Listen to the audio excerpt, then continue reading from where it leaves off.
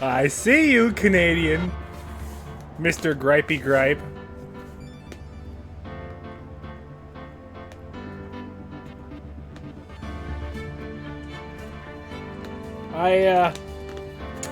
My dinner just arrived.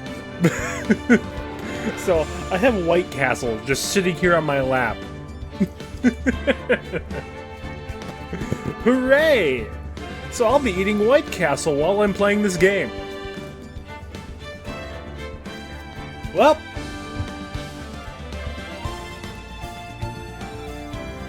let's go.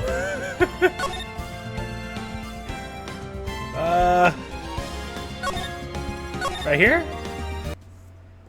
Ah, yes. Give me a second here while I go fight this White Castle box. How the fuck do I open this thing? There we go.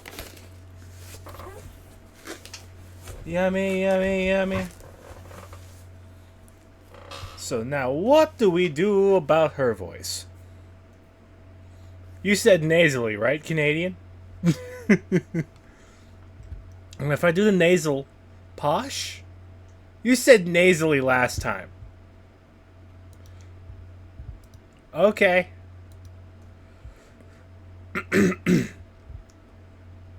You're Mr. Ungod's lawyer, correct? I gathered as much. I also looked for lawyers on my end, but to no avail. How did you know I'm his lawyer? You were just saying that he is your client. In a situation like this, the only person who would use such a word would be his lawyer. Wow. It's a simple deduction, really. The trial is tomorrow, and Mr. Unguard's situation is looking rather grim. You came here. One stop in your mad dash to find clues to build his case, correct? Well, you're not totally right, but you're not totally off either. It's really not the time to be showing off, Mr. Nick. I am Adrian Andrews. I hate to waste time, so let's get down to business. Alright. She may be of small stature, but appearances can be deceiving. I assume the first thing you need to know is what everyone was doing that night, correct? Yes, that is correct. Then I will tell you. Before the award ceremony, I had dinner with Mr. Ungard. In this very room, I might add. Dinner? What did you eat? I told you, I hate to waste time with trifling details. If you take a look at the table yourself, you wouldn't need to ask me. I bet she's a lot of fun at parties. When the award show was starting, I headed for Viola Hall. And after the show ended, you came back to his room? No. I had some small errands around. I helped with the preparations in the lobby. Oh. Preparations for the post-ceremony show, I guess? When it was time for the post-ceremony show, I came back to call for Mr. Ungard. After that, I went to visit Mr. Kurita. And that's when you found his body, isn't it? You really held strong through everything. Yeah, she does seem to be mentally tough as nails. So, about you and... Stop right there. You aren't seriously about to ask how Mr. Ungard and I are related, are you? Sorry. I have no idea how he could choose you as his lawyer. Why did she have to go and say something like that? Mr. Nick, calm down and hang in there. I'll give you a shoulder rub to relieve your stress later, alright? I already gave you my name earlier, but I'll add that I'm Mr. Ungard's manager. His manager? Speaking of managers, did the victim, Mr. Kurita, have one? No, he did not. He didn't? Global Studios has a very different policy from Worldwide Studios, in that Worldwide Studios does not assign individual managers to their stars. I see. This industry is very ruthless and unforgiving. Actually, you look quite ruthless and unforgiving yourself to your poor partner. Dragging a little girl like her to a place like this. Honestly. You're wrong! I'm doing this to help Mystic Maya. Earls, calm down and hang in there. I'll buy you a juice later, alright? Yeah. It's a Detective Conan situation. Like, the kid keeps coming to murder situations. Oh my god. I don't get White Castle often. I love this stuff. There's not one nearby. Alright. So that's all the information we got. Examine the room. Looks like dishes left over from a dinner. A dinner for two at that. I'm sure they're Mr. Ungard and Miss Andrews' plates. Looks like they had T-bone steaks. What's with Global Studios and T-bone steaks? There's a giant bone sitting on the plate. I don't really like meat. What? There's something weird about this plate. I've heard the memes of this one. I just wish I could put my finger on what it is.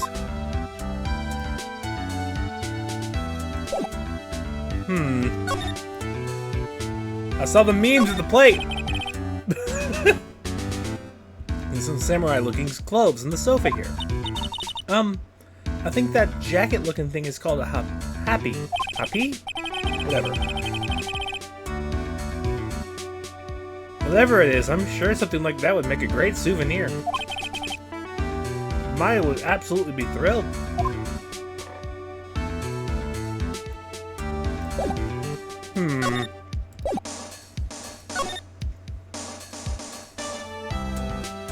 Nothing else? It's probably Mr. Ungard's suitcase.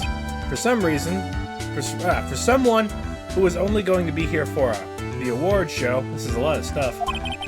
Looks like he has about 3 days worth of clothes in here. Stars really are different from us, aren't they? Yeah, they're pretty out of touch with the world. I don't think we have... Oh. I forgot you were here. Let's take a look. Take that!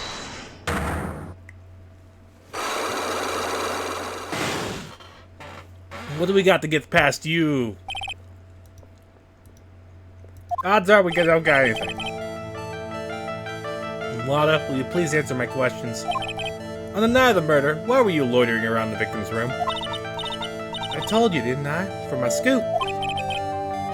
What I want to know is are the details of the scoop. That's not something I can tell you.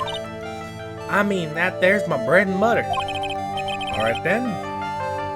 Looking for a scoop. I'm gonna say you were looking into a scandal, like him banging his manager. Could it be that you, Lotta Hart, were looking for a break with a huge story? Perhaps on full... I already know. And his manager! Take that! This woman... She's Adrian Andrews. Matt Ungard's manager. Huh. The Nickel Samurai's manager. Caught secretly meeting with his rival, the Jammin' Ninja. It would be the hottest story of the season, wouldn't it? You're pretty good at this guessing thing, Mr. Lawyer. But you can't just make up any old thing and think it'll make the papers. You gotta have backup. Backup? Yeah, you gotta have that. What's it? News source? You mean news source? That's it. So show me something that shows this one guy had something with Miss Andrews. What do we have? Like, just tomato juice. There's the missing camera. No, we don't have anything. Outside of the tomato juice, nothing.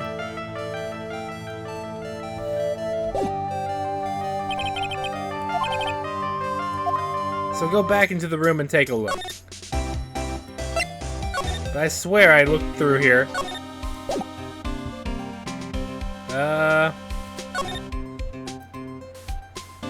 Yeah, there's chips.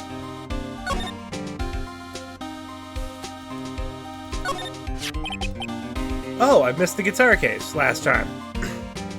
This is a guitar case, I guess. A little beat up, but still usable. That's strange. The guitar is not here. Maybe he forgot to bring it to the show? But Mystic Maya... She said the bright red guitar was the Jammin' Ninja signature item. That's true. Huh? This guitar case is wet. But it's only wet on top of the lid. Yeah, there's no water inside the case. This is water, isn't it?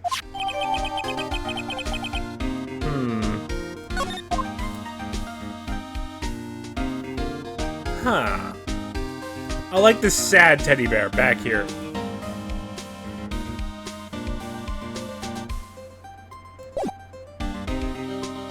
Wait a minute. They got different plates. See, the stuff here is the same as on her plate.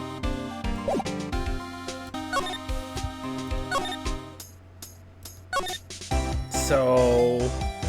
Hey! Think you can tell me something about, the guitar case? Nope. Okay, cool. Wine! It was worth a try. Can we look what's in... Nope.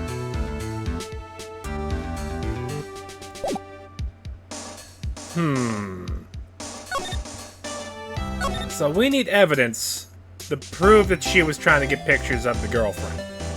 Well, the manager.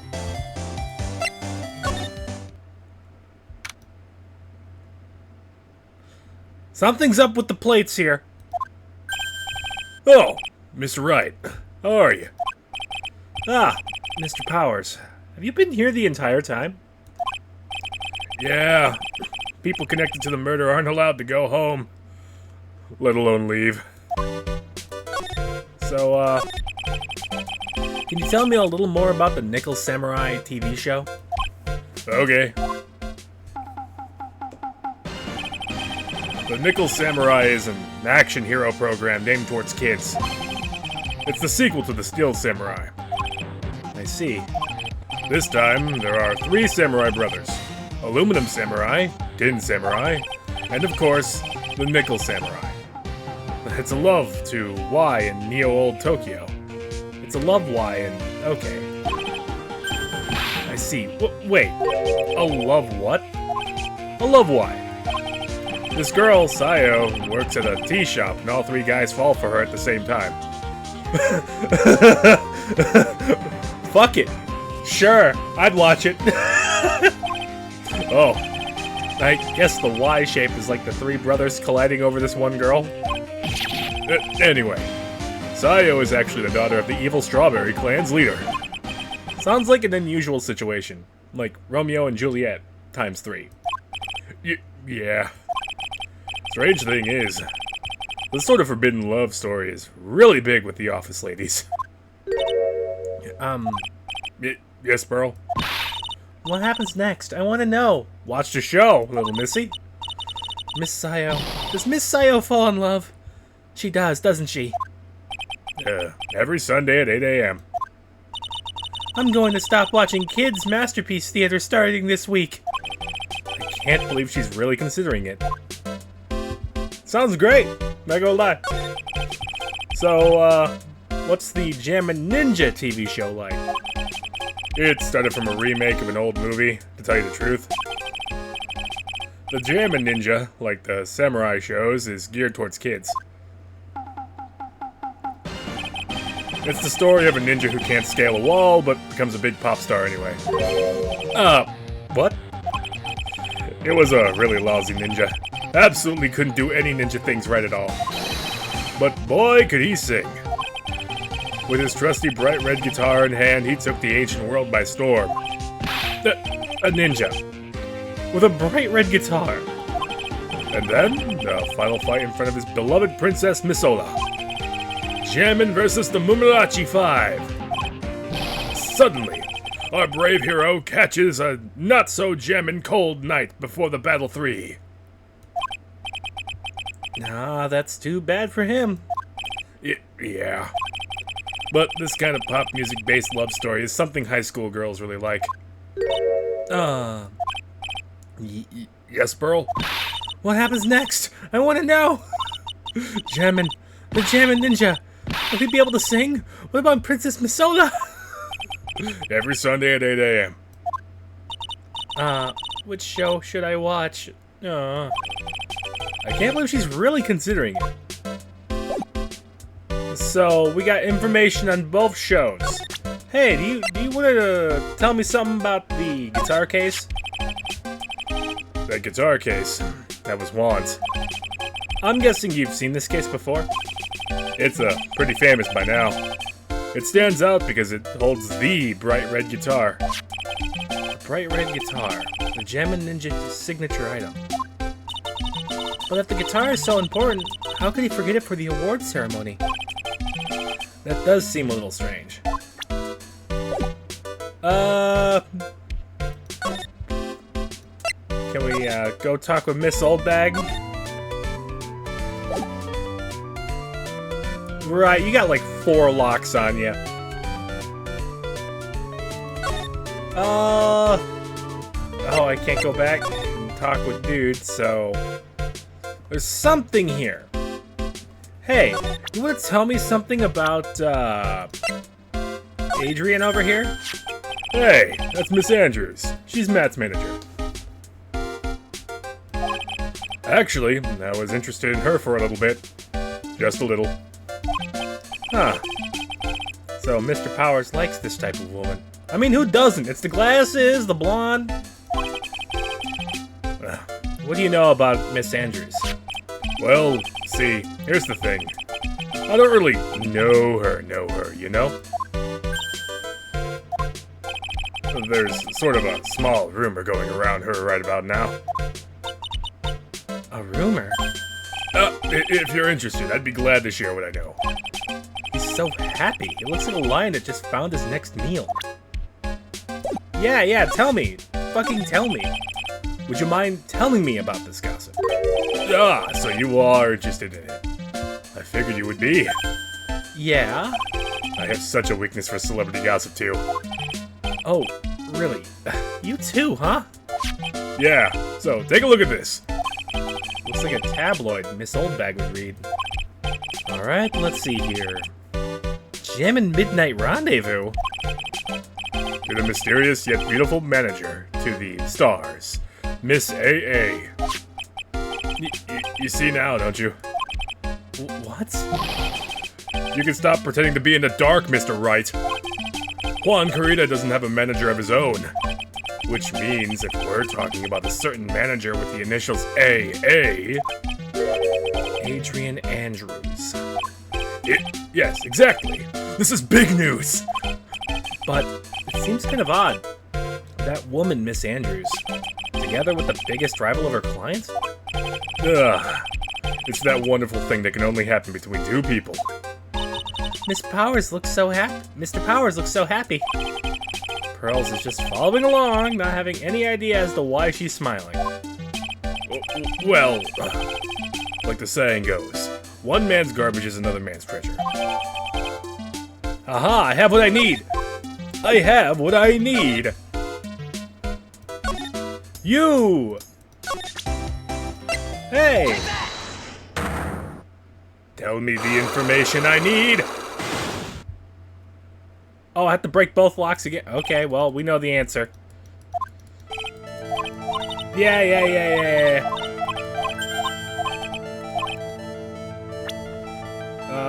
Profiles, boop. Yeah. You're a tabloid one.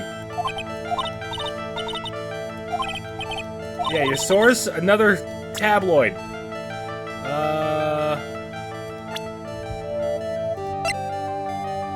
Take that! This is the article from a certain weekly tabloid. Jammin' Midnight Rendezvous? To the mysterious yet beautiful manager to the stars, Miss A.A. Ah! Mr. Kurita didn't have a manager of his own. What's more, his rival, Mr. Enguarde's manager, Adrian Andrews, she has the initials A.A. You saw this article and then thought to take some pictures of them as proof. That's why you were looking around Mr. Kurita's door last night. Ah!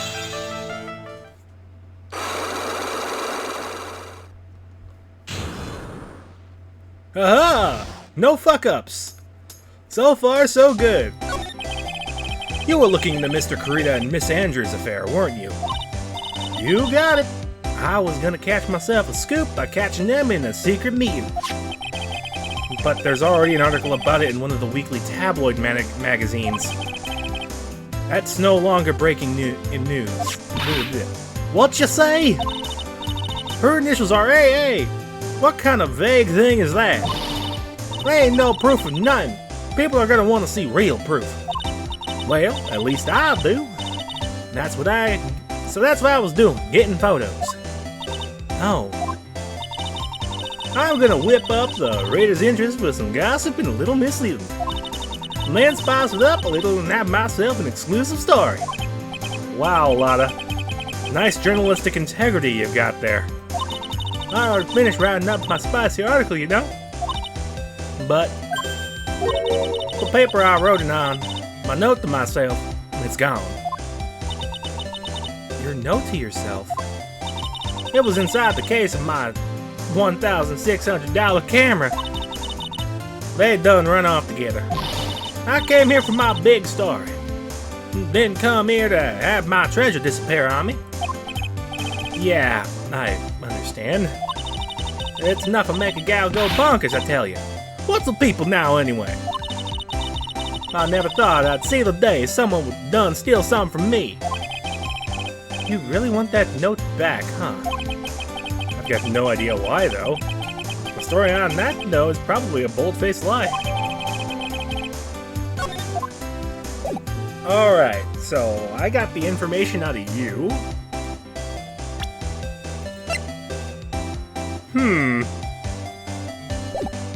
Well, what else do we have? We just got Miss Oldbag.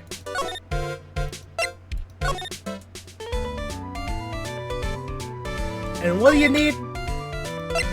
Take that! Let's take a look at you, Miss Oldbag. With your 4 goddamn locks. Knowing this character, it probably just needs 1 item. You're a joke, Oldbag. And here I have a perfectly good chance. I am a little devil. What do we need? I'll give you what you want. Oh. She probably wants like an autograph or something. I want an autograph! From the guy I've been thirsting for!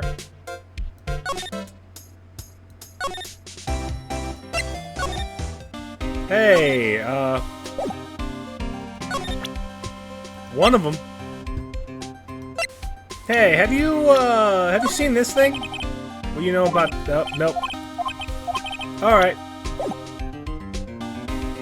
Well, I don't know what to do next. Want to give me a hint?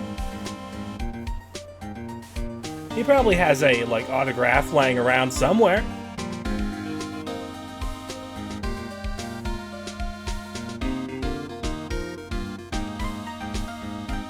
You say it yourself, start searching. Okay.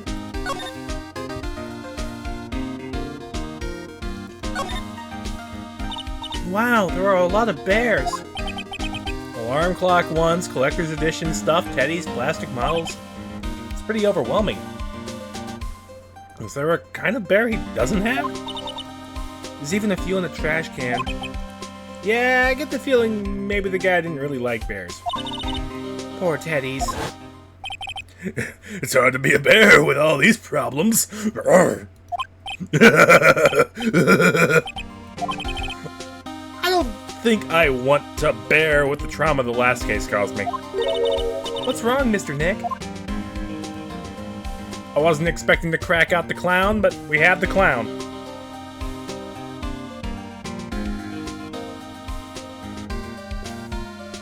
Okay. Spin.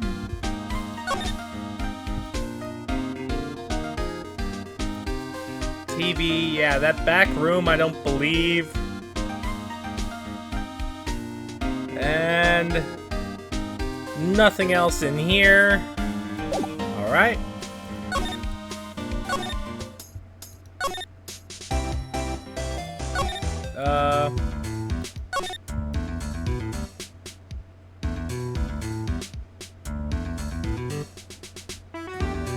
I sincerely doubt it, but let's look. There's a bedroom over there. That's a bed? Wow, they have really big beds here. Yep, exactly what I thought it would be.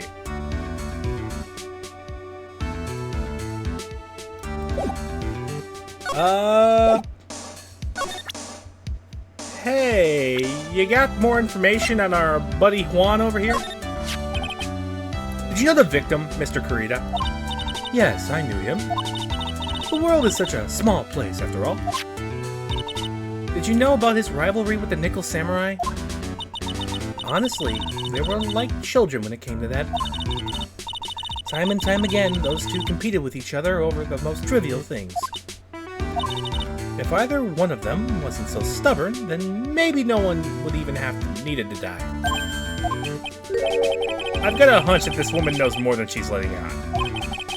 She must know why Juan Korea was killed. Hey, you know, what's your opinion of Mr. Will over here? That's Mr. Will Powers. He's an actor contracted with Global Studios. He's a very nice man. A man with a good heart. But that's all he is and will ever be. Ah! What a horrible thing to say. Society doesn't care about genuinely nice people, Mr. Wright. But, hold on for a second. Her face twisted in pain. I wonder if something happened to Miss Andrews. Did you hire the hitman? Or whatever the fuck our kidnapper is? I'm willing to bet that's a hitman. Okay.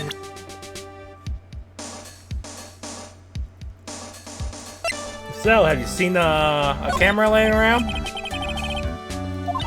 Nope. Okay, cool.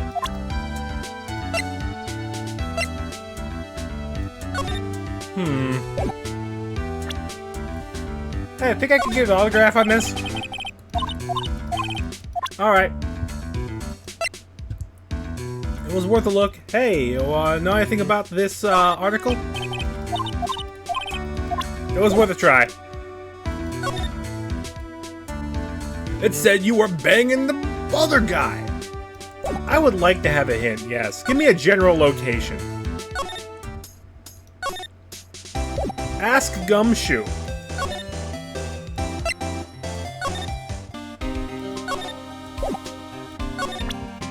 Ask Gumshoe about the gossip? Oh, so you saw that article too, pal? Yeah, I'm not really interested in that sort of thing. Actually, we've been looking into that too, pal. Those secret meetings, I mean. What is this world even coming to when even the cops are amateur gossip collectors? Hey, why are you looking at me like that, pal? Whatever you're thinking, you're wrong. Yeah, look, when we find out more from our investigation, I'll let you know, okay?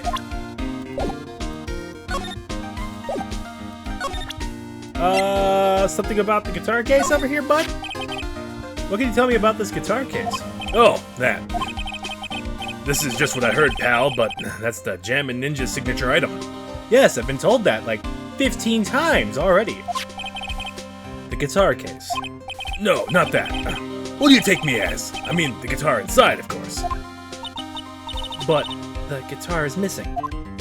Yeah, we'll look for it too.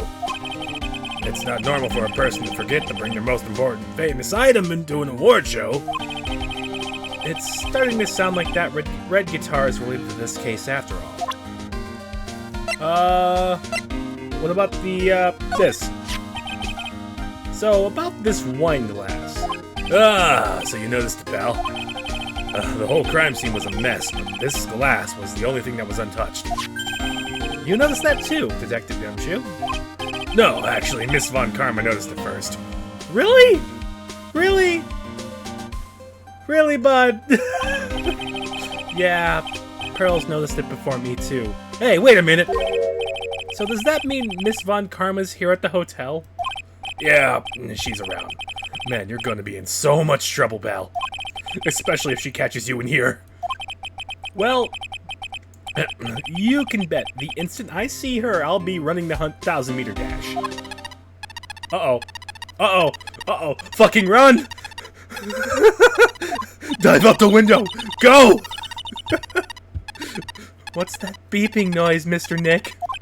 I've heard this sound somewhere before. It's Miss Von Karma. Huh? For some reason, whenever I hear that sound, she pops up out of nowhere and whips me. Come to think of it, that's exactly what happened the last time. Sorry, I'm gonna make myself scarce. Later, pal. Ah! At last, you reveal your true nature, Mr. Phoenix Wright. Would it be too much to ask you to be nice for me for a change? So you're the type to steal information from pitifully hopeless detectives. Ah! That's very dishonorable of you. Ah. Hey, don't you dare run away, Mr. Scruffy McTrenchcoat. I didn't think the detectives of this country could be this pitiful. Ah! Detective! Come over here for a second. No. Poor Gumshoe. God, he's getting abused in this game. And he's dead. She fucking killed him. I feel better knowing at least you were man enough to face your punishment. He was so scared. He just froze up on the spot. Mr. Phoenix Wright, you have soiled my perfect prosecution record. I'll never forget that. This time, victory is mine. Victory is yours? Is that all this means to you? What? Huh. Come, Scruffy. The investigation briefing is about to begin. Yes, sir. This isn't over yet. I swear on my family's honor. Ah! What did she throw at me now? What is this? Well, I guess that means I've got to get back to the precinct now, pal. If you ever need me, come down to the Criminal Affairs Department, alright? And, if you can, try not to let Miss Von Karma see you. Oh, God. Let me... What was that thing we got? I'm pretty sure that was an autograph. I'm like 90% sure that was an autograph. No, go back. Wait. That wasn't added in my inventory? Nope, wrong room.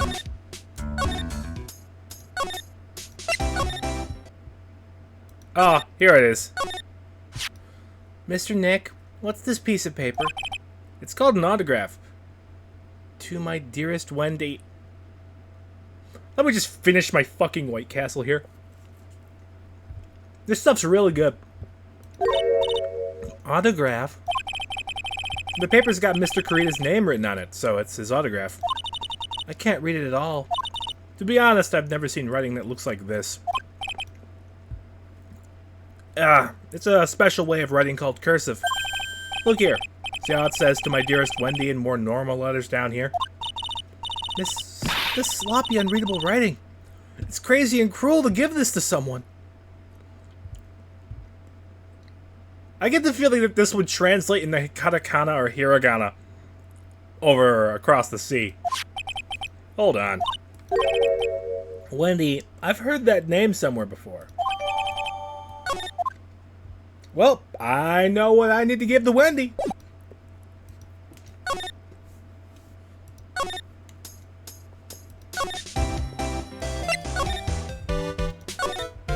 Miss Old Bag. Take that! I swear, if this breaks all 4 of these goddamn locks, She is forever gonna be the joke character. She's more of a joke than Gumshoe.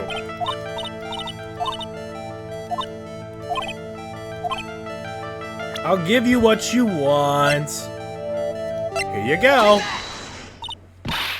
That's Juan's autograph. Yes, it is. And it even says, "To my dearest Wendy" on it. That's me, right? Right? My name is Wendy, Oldbag, so that Wendy has to be me, right? Well, it may say Wendy. But somehow I don't think Juan had this Wendy in mind when he signed it. Oh, please give it to me. Let me have it, please. I can't let you have it just like that. Yes, I know. Then how about an exchange? Wow, she must really want this autograph. My offer isn't good enough for you? Fine, Mr. Wright, you win. Wendy, Oldbag, ready to open up her heart. All for my dearest Juan. Oh my god. Amazing. Good job. Autograph given to Wendy Dearest. So, what did you see? I feel bad for you now. Huh? I tell you, I saw him that night. I saw him coming out of Juan's room. You're kidding. Oh no. It was about 10 minutes before Juan's body was discovered. It was just a coincidence. I was on my way to the toilet minding my own business. And did you tell that to the police? Well, of course. I thought I could get a gift certificate or two out of it. Maybe more. Gift certificate? I've been recruited again for that special part at the trial. You know, the trial tomorrow? This time, you're gonna get it. I'm gonna work hard to get your client pronounced guilty. But Mr. On Guard hasn't done anything bad. I don't care about details like that. I know what he did to my poor dear Juan in. I just do. That little yellow-bellied chicken. A yellow-bellied chicken? I wonder what that would look like. I trust my senses. I know when someone did something bad. And I say he did it. What did Mr. Unguard ever do to her to deserve this? What did Mr. Unguard do to you to make you so... You don't know? That guy. He framed my Juan. He created that scandal that plagued poor Juan. Mr. Nick. What is it? What's a scandal? Oh, I'll tell you about that after we get home, okay? Poor Juan, led astray by the wiles of that vile temptress. Mr. Nick, what do vials and wild temptress mean? How about we just listen to what Miss Oldbag has to say for now, okay, Pearls? So, Miss Oldbag, who is this woman you're talking about? Adrian Andrews, of course. Who else? That guy. He shoved the girl onto Juan on purpose. His own manager? But why? I thought lawyers were smart. It was to create a scandal to make Juan lose face. That girl drove Juan into a scandal that dragged his reputation through the mud. Sounds like a pretty standard definition of a scandal to me. What do you know about that anyway, Miss Oldbag? I'm one of Juan's biggest fans. I'm always out here gathering information. There's nothing I don't know. And do you have proof that Mr. Onguard did what you say he did? Next week's issue of a certain magazine says so. Of course. A tabloid. Next week? Doesn't that mean it's something people don't know yet? Why would Miss Oldbag have information like that? And where did she get...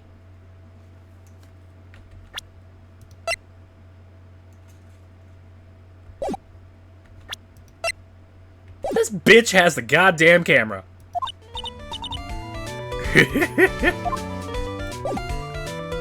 You have the camera, don't you? You have the fucking camera. Please, anything would be helpful. Okay. This bitch has the fucking camera. Fine. Nope. Back to the detention center. Let's see if we can talk to him. Ah, the lawyer dude. So, what did you find out? Well, I'm still in the middle of investigating. I see. But I've already told you everything I know, dude. Alright. Buddy. My friend. Oh, pal. You got anything, you want to talk about? You want to talk about your, manager here? That's my manager. Did you meet her?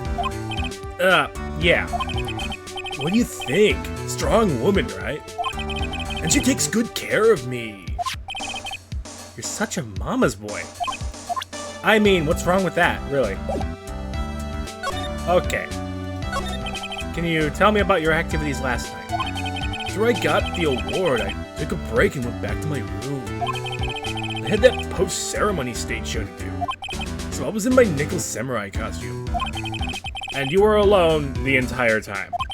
My manager was running around being busy, so yeah. And because of the press conference you were supposed to hold after the show, I told you to. I have no idea about any press conference, alright? That's strange. I thought the Nickel Samurai was going to confess something. Anyway, when I was leaving my room, that's when I noticed it was kind of noisy. Mr. Kurita was already dead around that time? Yeah, that's what they gathered anyway from my manager. I'm beginning to gather that this guy can't do a thing on his own. I think I've already heard this. And that's when the detective in the green coat showed up. He searched me and then out of the blue to arrest me. Alright, I think I've already heard this. Alright, Gum. Pick up this box of cans so I can get dog food. Because their bowl's totally empty. Alright. Give me just a second. Be right back.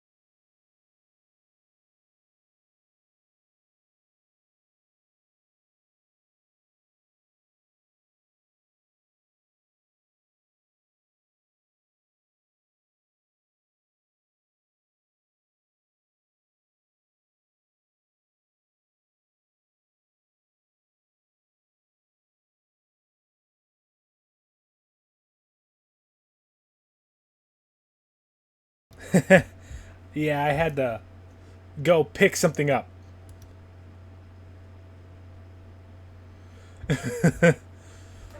Alright.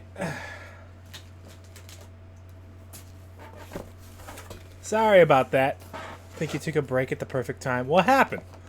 What'd I do?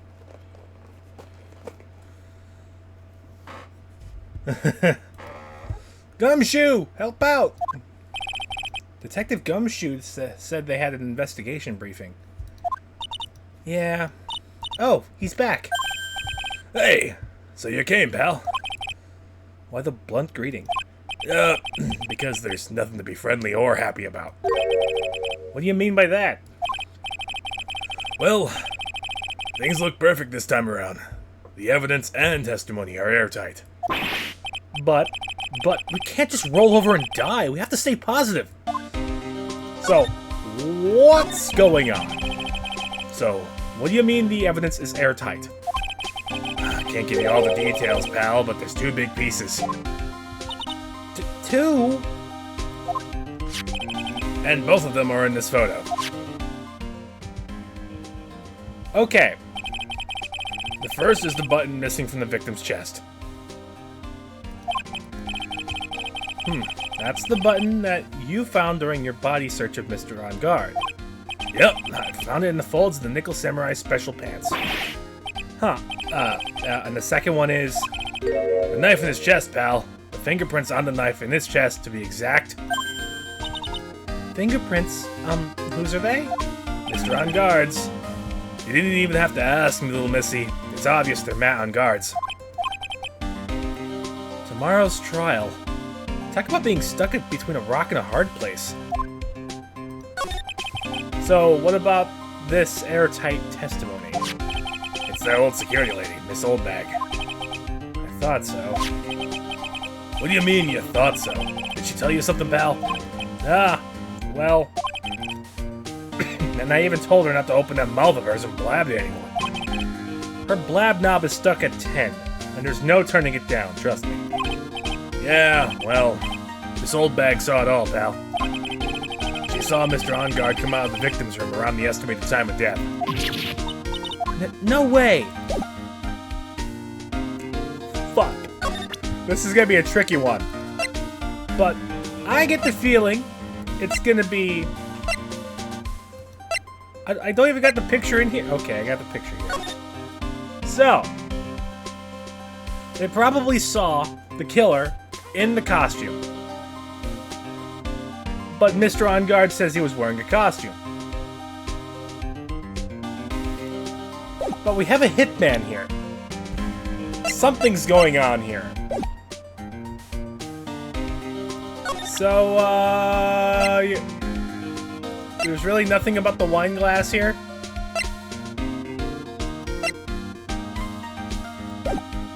I don't know. So this is literally nothing everything I've already heard. Buddy. Nothing to do. Man, in the face of this, you can't even tell he's the same age as me. So yeah, I think I've already heard this. Took the Grand Prix, he's the winner. He'd won it. Okay. You got anything to say about this gossip here? Hey, what do you think about this article? If you're talking about her thing with Juan, I always thought she was a bit careless in the way she handled it. And that's it? That's it. Fuck. Yeah, give me a hint, sure.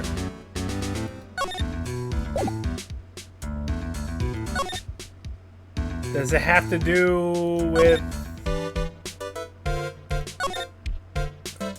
Present the gum... Oh, God. Present the gumshoe. Alright. But... Hey! I mean, my neck is a joke. Okay. The stuff in that glass is tomato juice, pal. Tomato juice. Heard the victim really loved that stuff. Favorite drink in the world. It's his favorite drink? That's the first I've heard that. What's the liquid on this? It's just what I heard, pal.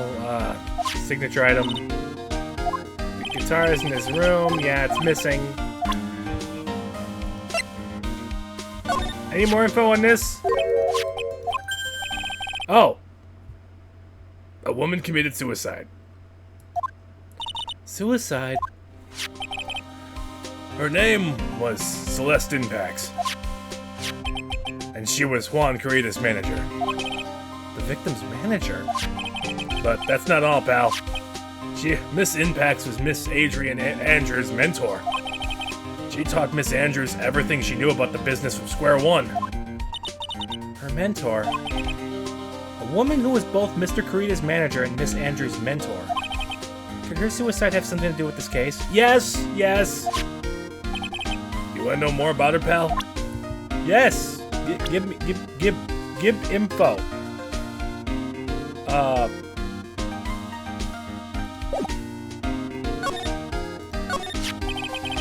She was the victim's manager and was also Miss Adrian Andrews' mentor. It's been 2 years since her suicide, and now those two are linked again by another death. Or maybe it's just a coincidence, but God damn it! I'm getting sick of dealing with one foolish idiot after another. Miss Von Karma! You can't seem to stop aligning yourself with the enemy, can you? I don't need a traitor in my midst. You don't... You don't mean... I do, Scruffy. You have 30 minutes to get out of here. You are no longer needed. Goodbye. That's... Wait! Please! Wait, sir! I don't get this month's pay... Quiet. If it weren't for traitors like you, I would have won. Isn't that what you want to say? Ah! Who? That voice. Edgeworth! Edgeworth! Liquid! I'll celebrate. Another bite of our White Castle.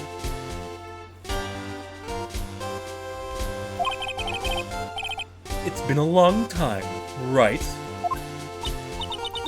This person, this is Mr. Edgeworth? What am I going to do with you? Still blaming others when things go wrong. You haven't changed a bit, Franziska.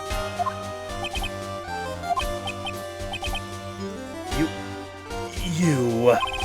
How dare you show your face to me without a shred of shame upon it? You soiled the Von Karma name, dragged it through the mud. You even ran away with your tail between your legs like the ill-bred dog you are! Are you talking about the Von Karma family creed?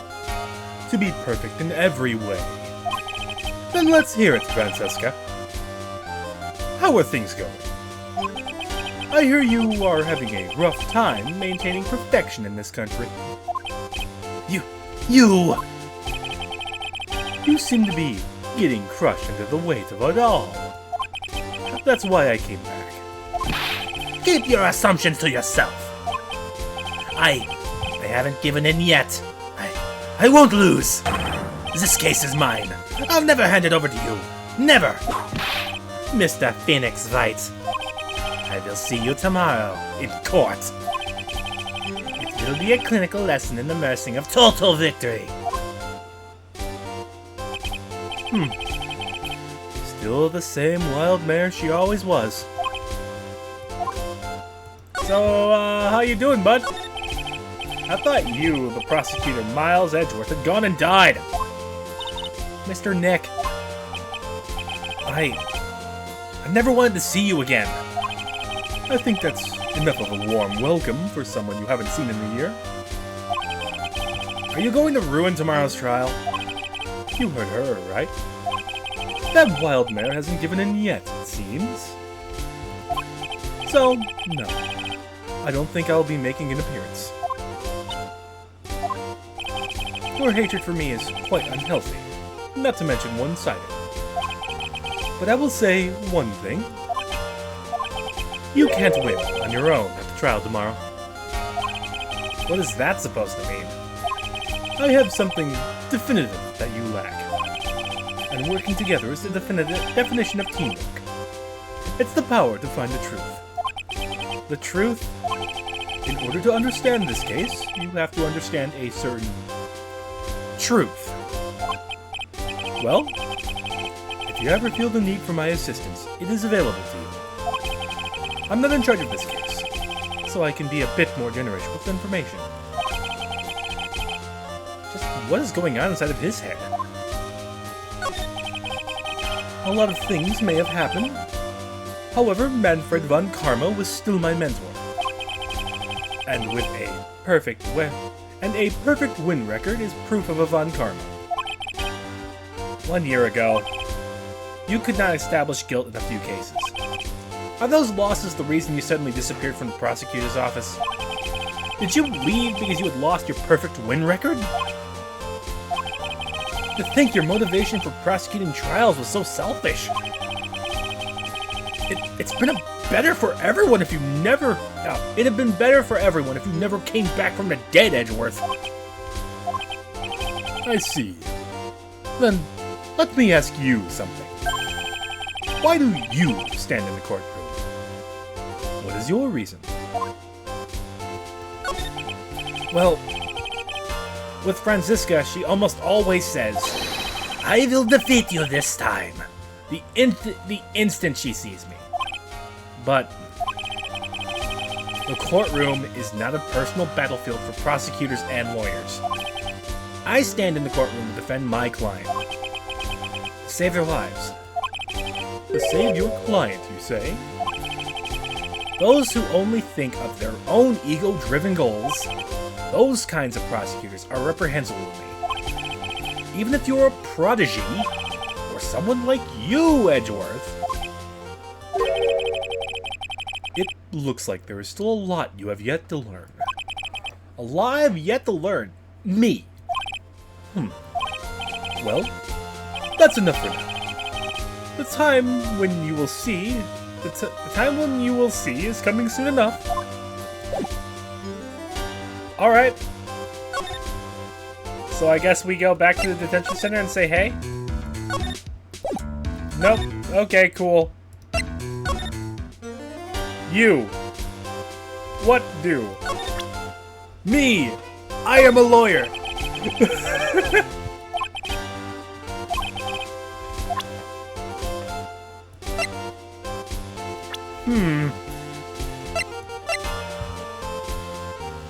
Do you know anything about this lady?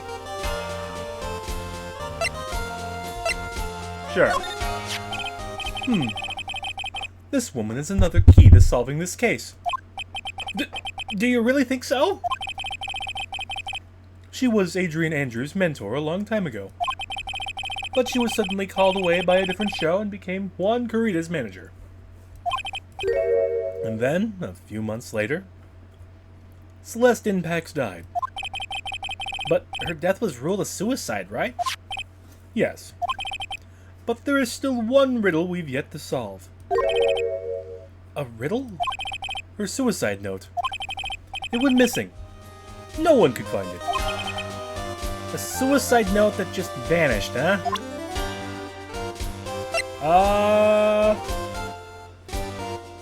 Got anything to say about Franziska over here? You got more info?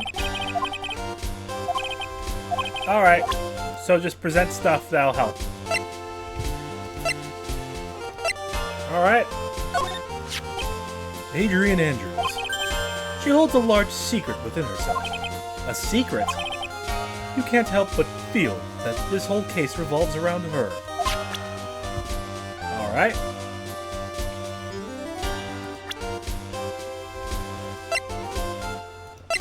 The wine glass!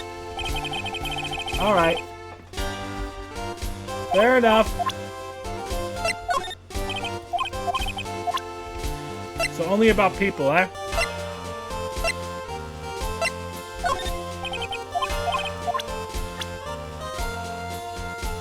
Old bag.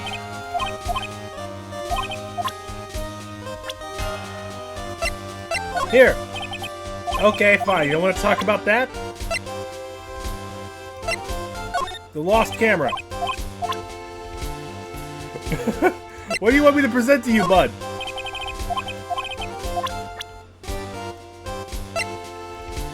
Fine, yourself. So we got this. Missing suicide note. While I was abroad, these deplorable types of actors became popular, I take it. Well, refreshing like a spring breeze is his motto. Refreshing? What is so refreshing about a spring breeze? Sounds like the pollen is not treating him well this year. Juan Carita! There's an interesting rumor about this man. You mean the one about Miss Sanders getting close to him? But that's pretty common tabloid fare, isn't it? I don't take things at face value when there are more to be found. Fuck. So there's really nothing else I got.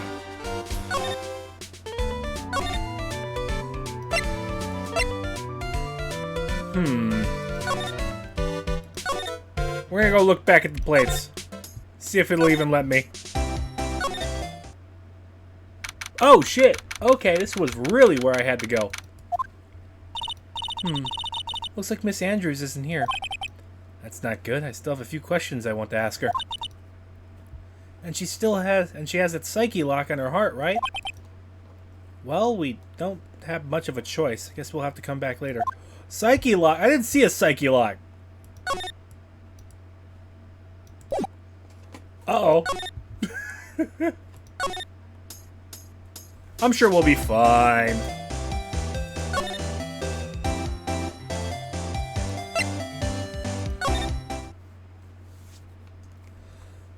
Actually,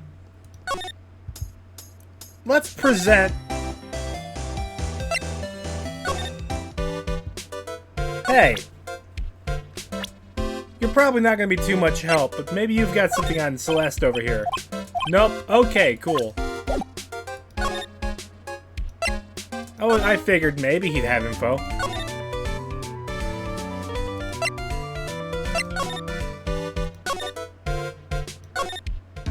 Hey, bud. Do you know anything about Celeste?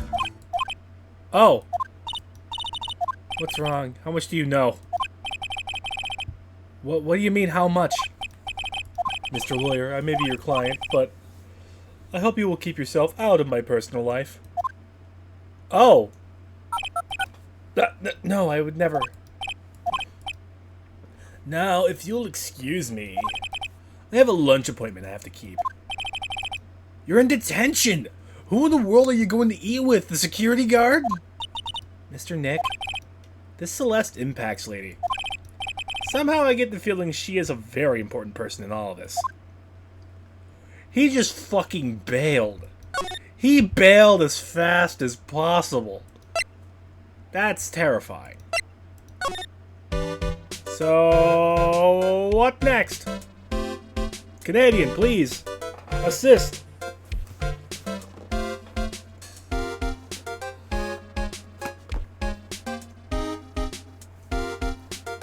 No shit, Sherlock.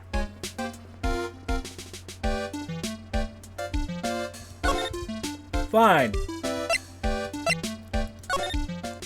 You. You got information on this girl? Fair enough. Fair enough.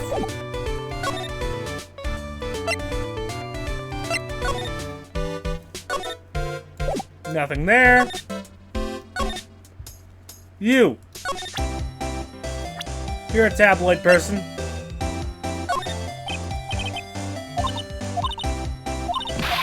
Alright.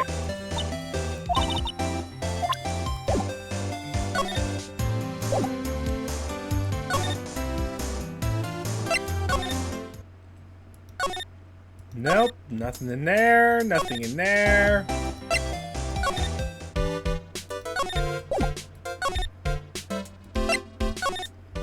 She's got nothing.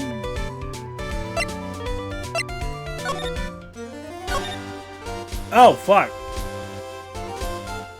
Okay. I thought I looked at that. Miss Impact's death was most certainly a suicide. Of that, there is no mistake. However, we could not find her suicide note. That's when the police began to suspect someone had hidden it. And the suicide note.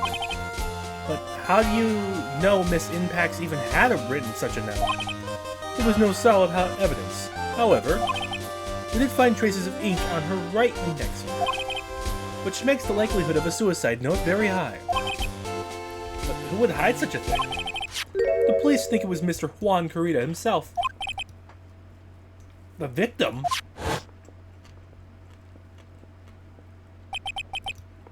He was the one who found her body, which makes him the only person who had a chance to hide her suicide note. Mr. Corrida hid his own manager's suicide note. But why?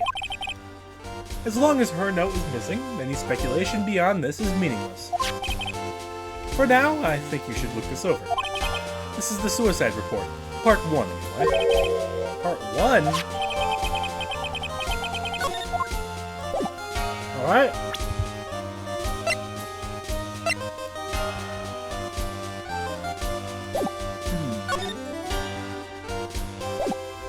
So, anything else? Where's the rest of the parts? I don't like to look through reports. I like suicide reports even less. Worst of all are the reports that have multiple parts like that one.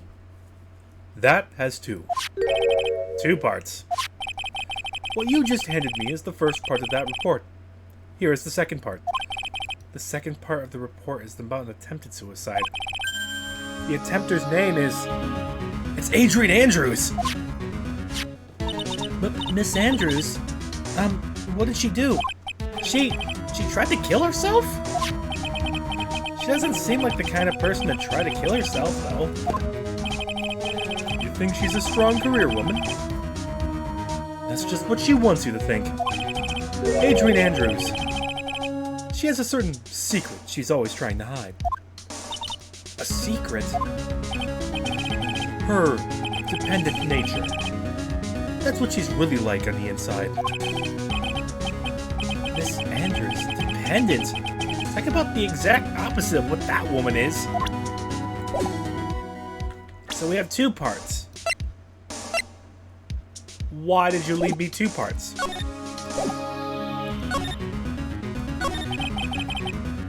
What's this about Miss Andrews having a dependent nature?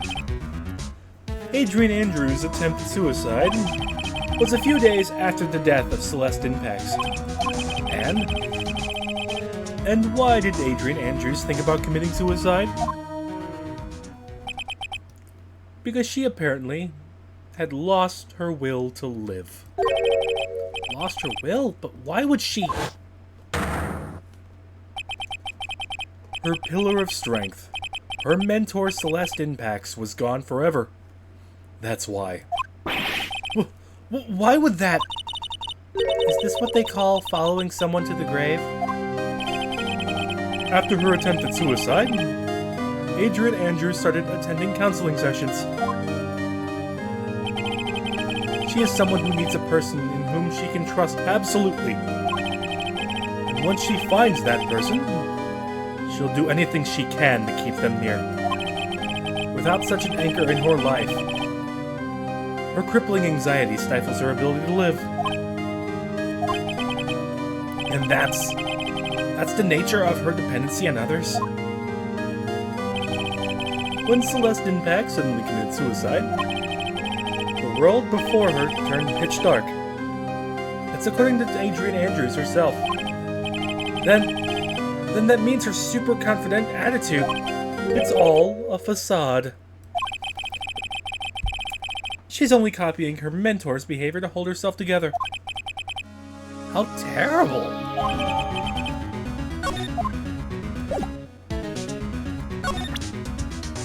So we have this 2 parts, okay?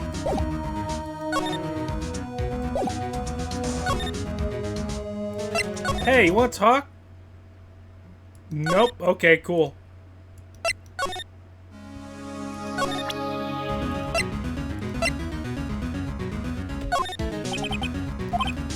Such a cliche saying, but it's cliche because it's true. Miss Andrews, to think she was that behind that unwavering brave front, She's hiding this weakness and fear.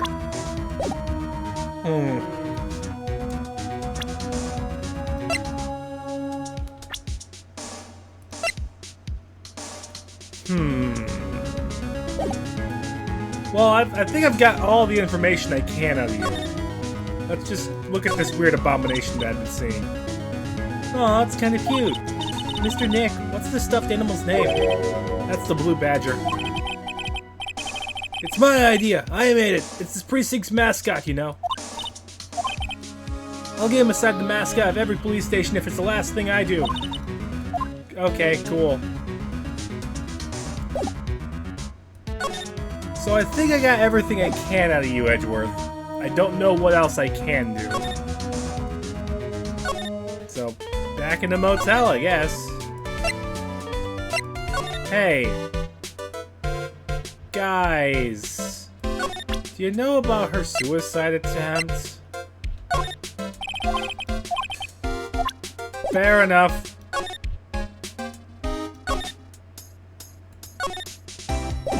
What? What? Asking random people.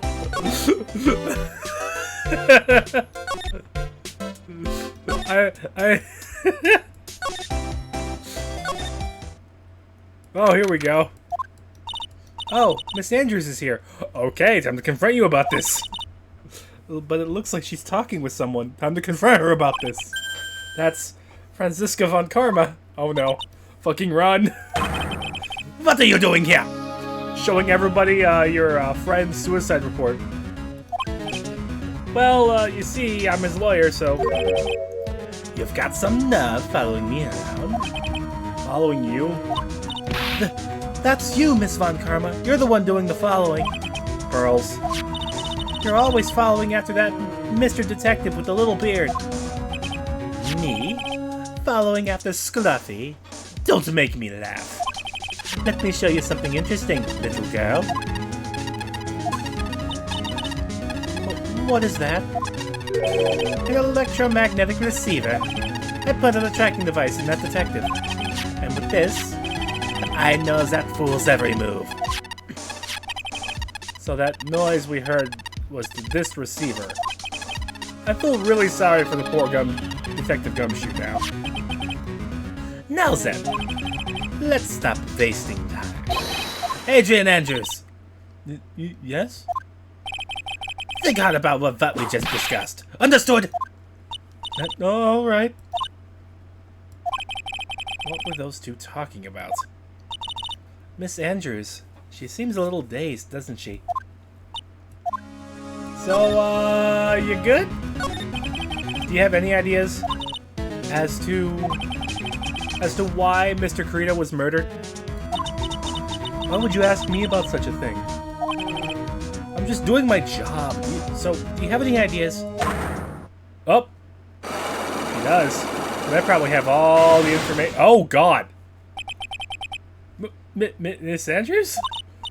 Sorry, but there's nothing more I have to add to this conversation. Is it a psyche lock, Mr. Nick? Yes. There's getting to be more and more of these lately. Let's take a crack at this shit. Oh. Take that! Let's take a crack. We have a lot of information.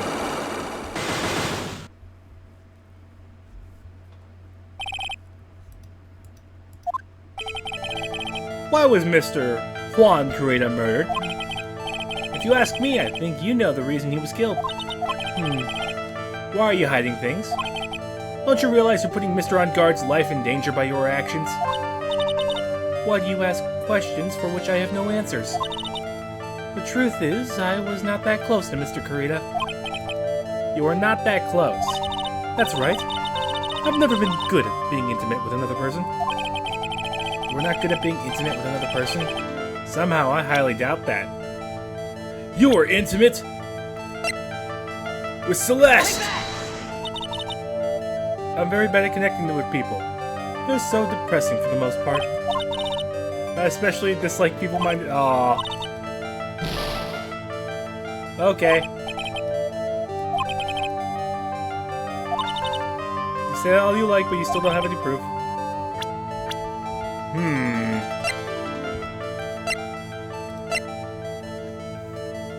Your suicide report!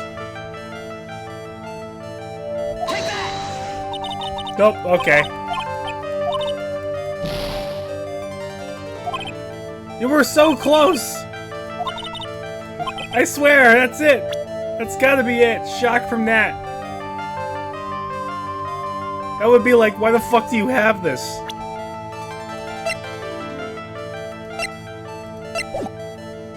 Yeah, I don't think I can crack yours open yet.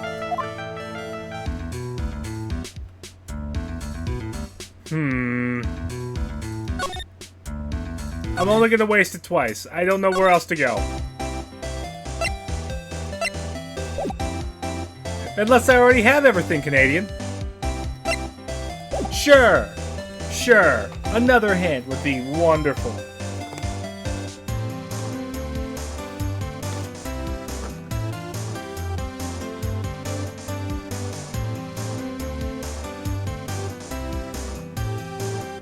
Why do I suppose she came back? Because she's not really allowed to stick around. Like, she's locked in. Because of the case.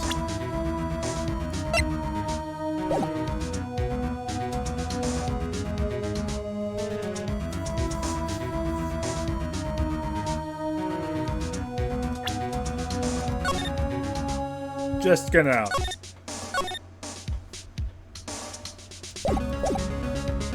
Fine. Let's see if we can brute force this. Fancy. Look, I don't want to go into the next case with a bunch of missing shit.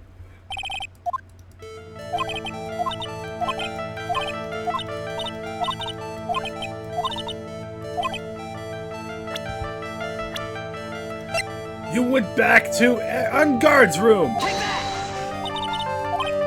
Nope.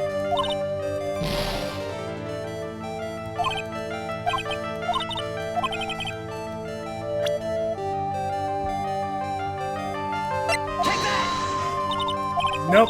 Okay, that was all bad.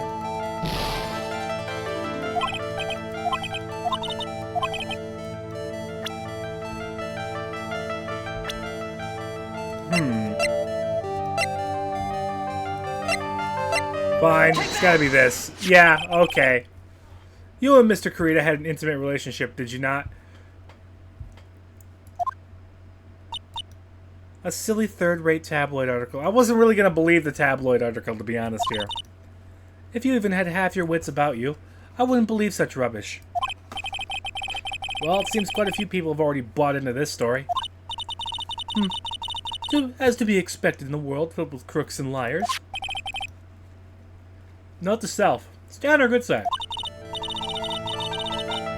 In any case, I despise interpersonal relationships like that.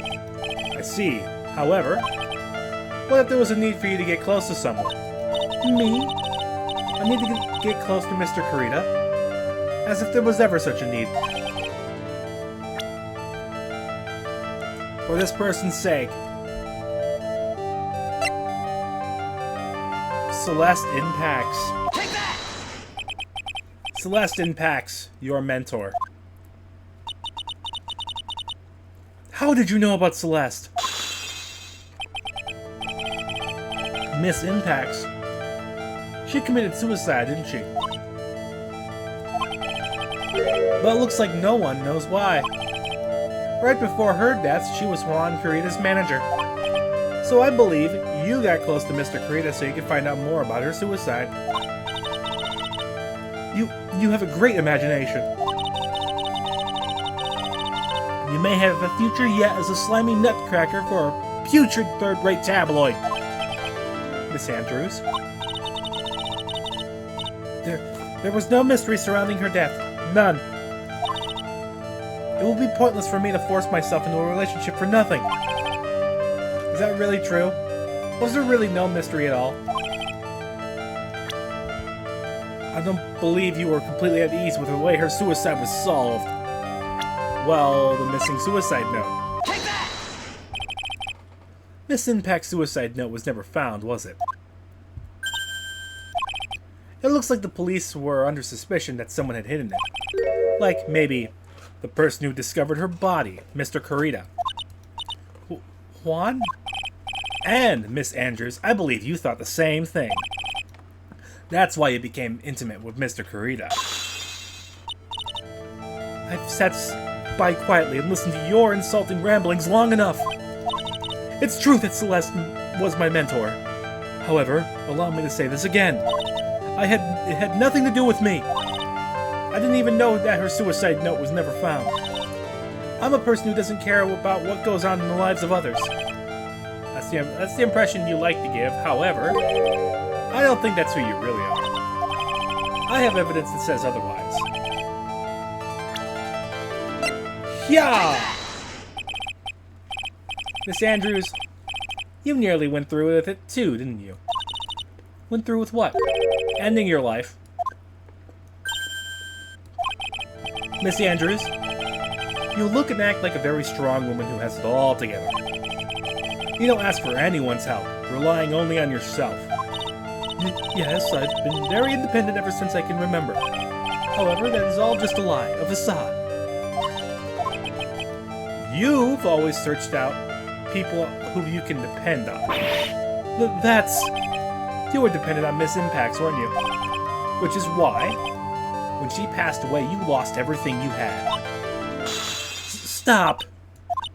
When Celeste passed away so suddenly like that, I died a death of my own. But, no matter how hard I tried, I couldn't stop thinking about what happened, what had become of her note. You must have heard about the police report. The one that said the police suspected Mr. Kurita of hiding Miss Impacts' note. You heard about it, and thought to recover it from him by getting close, am I right? If that's the case, then everything changes. Well, what do you mean? What topic did we start this conversation on again? It was, was the victim killed? Exactly. Somehow, Miss Andrews, it seems that you have become the one with a reason to want Mr. Kurita dead. Me? Miss Impacts was everything to you. And then she died. And you would do anything to find out why she killed herself. Even commit murder. Murder?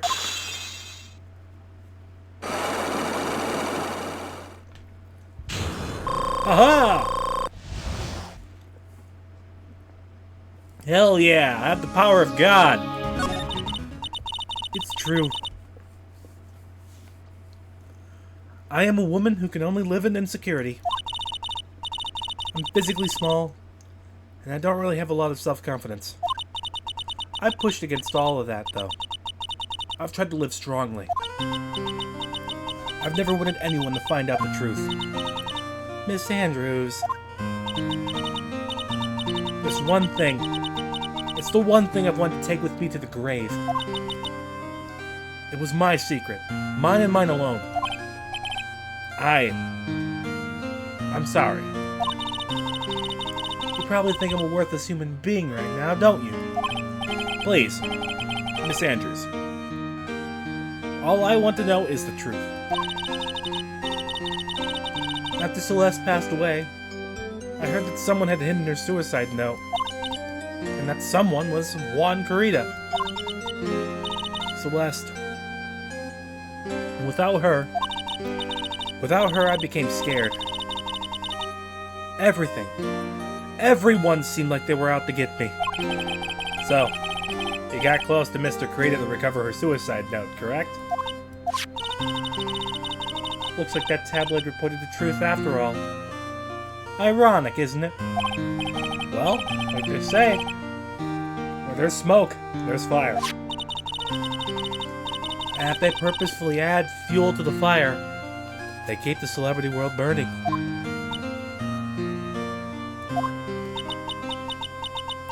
But as for the suicide note, I didn't and wouldn't kill anyone for it. It just doesn't suit me, that's all. Well, that's enough for now, so I still have work to do. So, I understand. Oh, I have one small favor to ask. My attempted suicide. I'd like you to keep it a secret. Miss Andrews, if people found out about my weakness, I would sooner choose to die than live. Alright, I understand. We'll keep it a secret. Miss Andrews, I guess she's the overthinking type. She probably never says anything without carefully thinking it through first. Thank you for your discretion. Mr. Nick, can I ask you something? What is it? Miss Andrews has been playing with that card in her hand since a little while back. That card? Yeah, I guess she has. Miss Andrews, what is that card you're holding? Huh? Oh, this? I don't quite know. It just suddenly appeared in my handbag. Looks like a seashell. Yeah. What is it? It looks like a seashell? That's what it looks like, doesn't it? I honestly don't remember owning this card. I wonder where I picked it up from. Her not remembering something clearly. Sounds like it would be a rare occurrence. Well, I must be off. I leave Mr. On Guard in your capable hands.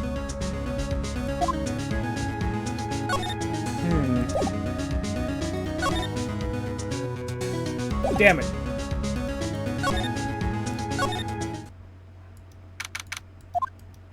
Well, I think we've gathered all that we can. What about Mystic Maya? Is she alright? Oh, Pearls. She looks so worn out by all this. She hasn't slept at all and has been walking all over the place with me today. What's wrong, Mr. Nick? Let's go back to the office for a little while. You're really tired, right? Oh no, I'm okay, really. I'm fine, I really am. You don't look fine to me. Let's go. Let's go. Back to the office.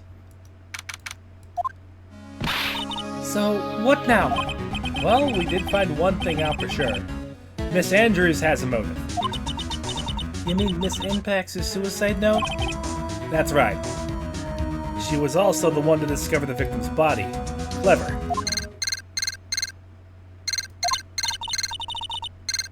Nah, Mr. Nick, the transceiver. Hello.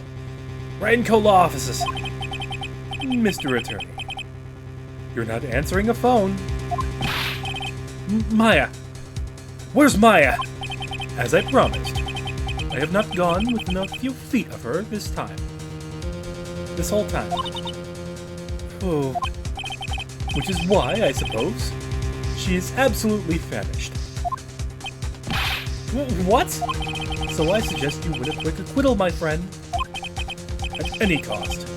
Wouldn't you agree? Wait! Maya! Let me hear her! Very well. Ask my Maya! Is that you? Sis! Ask my sis! Maya! Maya! Ah! Damn it, you cut me off. Mystic Maya said, ask my sis, didn't she?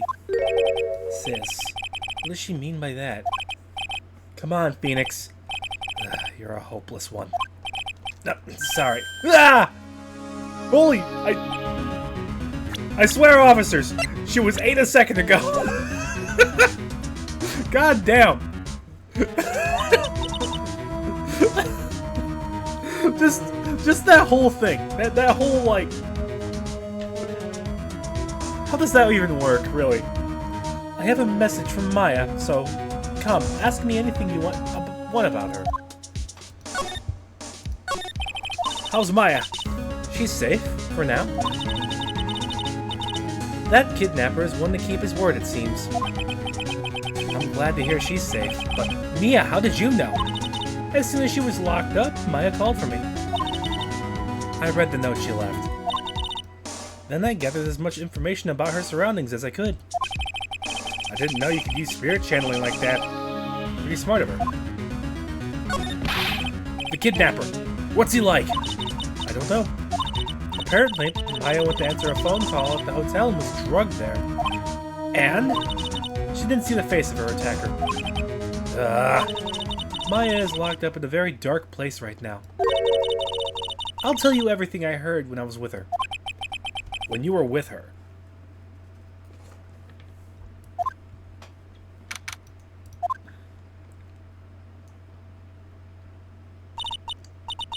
I'm starving. I could really go for some apple pie. I mean, at a time like this, sweets are the only way to go. I have to stay positive. He promised he wasn't going to kill me. I'm not going to die. Sis, I wonder if you're with Nick right now. Alright, so what's this? Hey, it's the card! Someone dropped the card here. It kind of looks like a business card, but there's no name on it. It's a picture of a seashell, I think. What a strange card. What's this? It feels like there's a lot of glass bottles here. And these, they feel like barrels. I'll pass.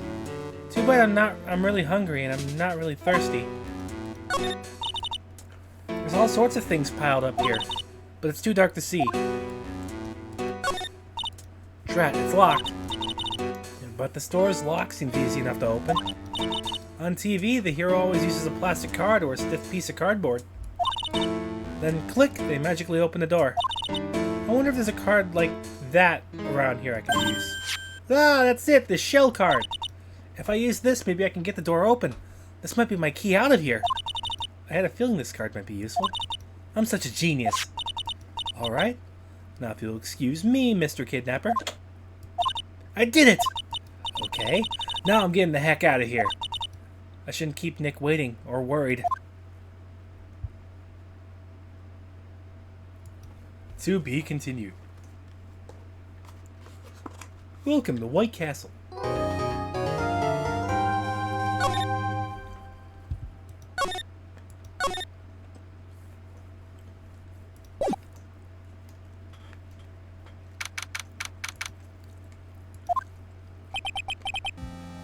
Adrian did it. That's what it looks like. Dude, no way. That woman couldn't do anything like that. In court today, there will be a mountain of evidence that will implicate you. A mountain of evidence? I'm certain there's someone out there trying very hard to pin this whole thing on you. Please, Mr. Lawyer. Dude, like I said yesterday, I'm refreshing like a spring breeze, alright? I can't let any sort of scandal ruin that. You're already in the middle of a scandal. This is on national goddamn television. You know damn well this would be on national television. This is like the set of fucking Rust all over again. You are crucified in the public image. Well, it's almost time.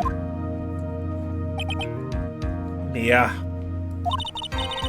You must get a complete acquittal today. I know.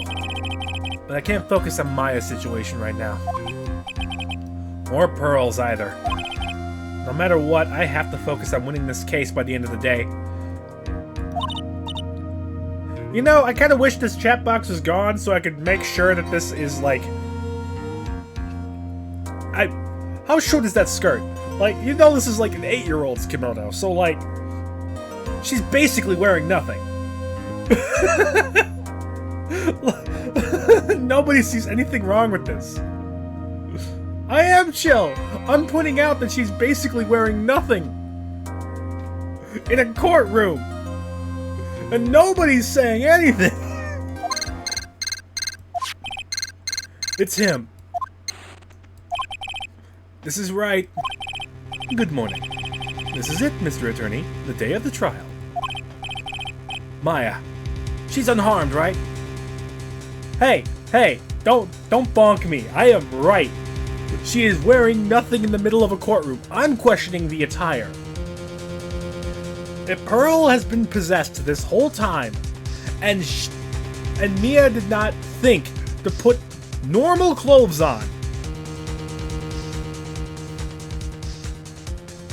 Come on. Well, when I checked on her earlier this morning, she seemed a bit how shall we say, tired? Don't worry, people don't die that easily. Besides, what you really should be concentrating on is winning today's trial.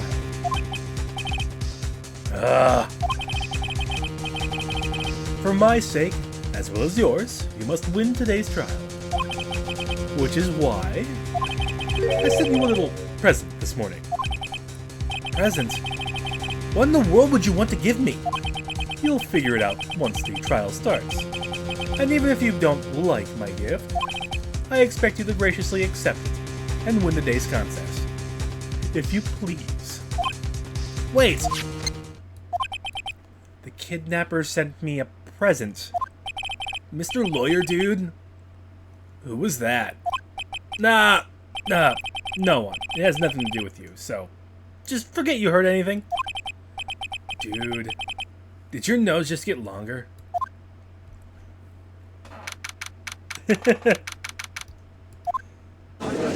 Yep, she's... Court is now in session for the trial of Matt Ungar. Are the prosecution and defense ready? The defense is ready, Your Honor. I say, Mr. Wright, what happened to Miss Von Karma? I don't know, Your Honor. Why are you getting mad at me? Your Honor. Please be quiet, bailiff. Court is in session. If you must tell me something, please keep it brief. Now then, what is it? Prosecutor Von Karma has... Oh, shit! This morning, Miss Von Karma was shot by an unknown gunman. What? Shot? Somehow, I think this is the present that man was talking about. Miss Von Karma is one of the top prosecutors in the country at the moment. If she were to disappear, it would be to your advantage. This is totally insane. But Miss Von Karma, is she alright? I don't have that answer. She's alive and in stable condition. That's good. Whew. Fuck. Your Honor, due to these circumstances that Miss Franziska Von Karma cannot appear today, I, Miles Edgeworth, will be taking her place. The prosecution is ready, naturally. Fuck! Shit! No!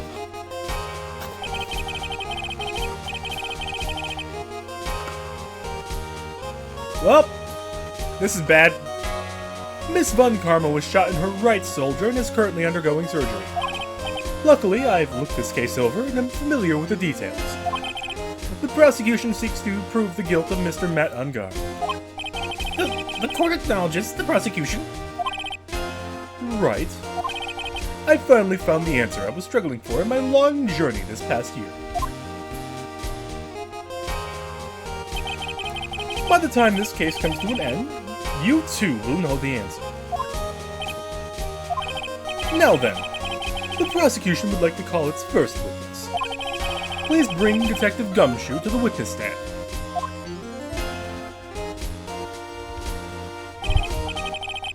Witness, your name and occupation. My name's Dick Gumshoe, sir. I'm a detective down at the precinct. For now. Well, for now? After this trial's over, I'm supposed to turn in my badge, sir. Detective Gumshoe? The prosecution has no need for a depressed witness. Lift your head up and face forward like a proud officer, Detective Dick Gumshoe. Yes, sir. Now, let's have your testimony. If we want to explore the various facets of this case, we must first start with that. Get ready, Phoenix. This is going to be one very rough fight. Yeah. It would have to be with Edgeworth as my opponent. The answer he was struggling for. Interesting. Show me this answer you finally found, Edgeworth.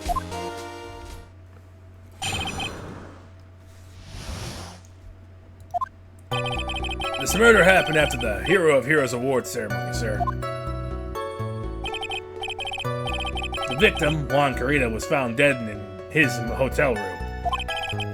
After looking into the cause of death, we believe he was definitely murdered, sir. At first, we thought there was something suspicious about the empty guitar case. However, we later found out that the guitar case had nothing to do with the murder. No, it has something to do with the murder.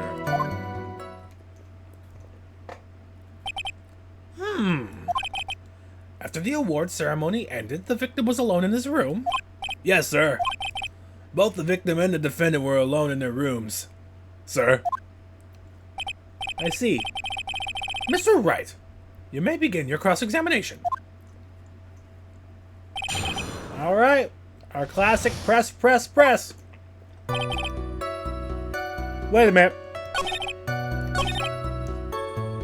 Alone in their rooms, huh?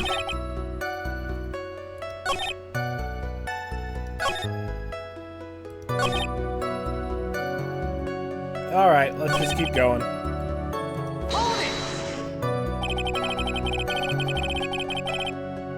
Would you please give us a brief timeline of what happened after the ceremony? Okay, pal. The ceremony started at 6 p.m. It ended around 8, and there was a short break.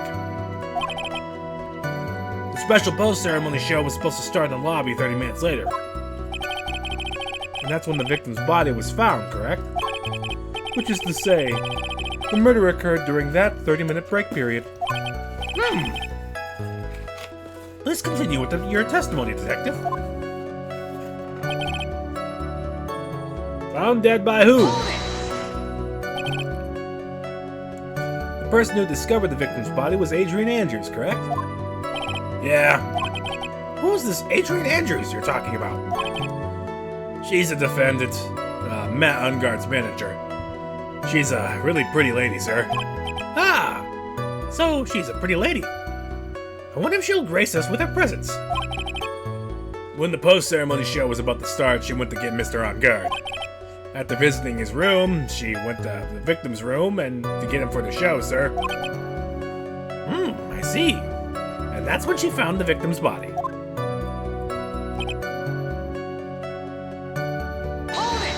Keep pressing. The cause of death. Wasn't that because Mr. Carita was stabbed in the chest? Only a careless amateur would believe something so brainless as that, pal. Take a good hard look at the crime photo. Now, a real pro's attention will be drawn here to this bandana. Banana. His bandana, sir. The thing wrapped tightly around his neck, sir. Ah, yes, I see. His banana-scented banana.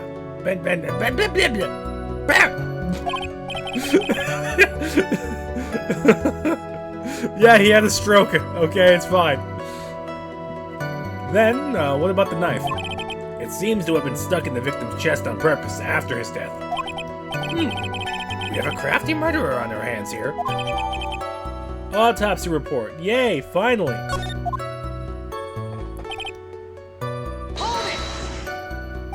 And why did you think that? Because it was empty, pal. The Jammin' Ninja doesn't go anywhere without his bright red guitar. And we couldn't find it anywhere at all at the scene of the crime.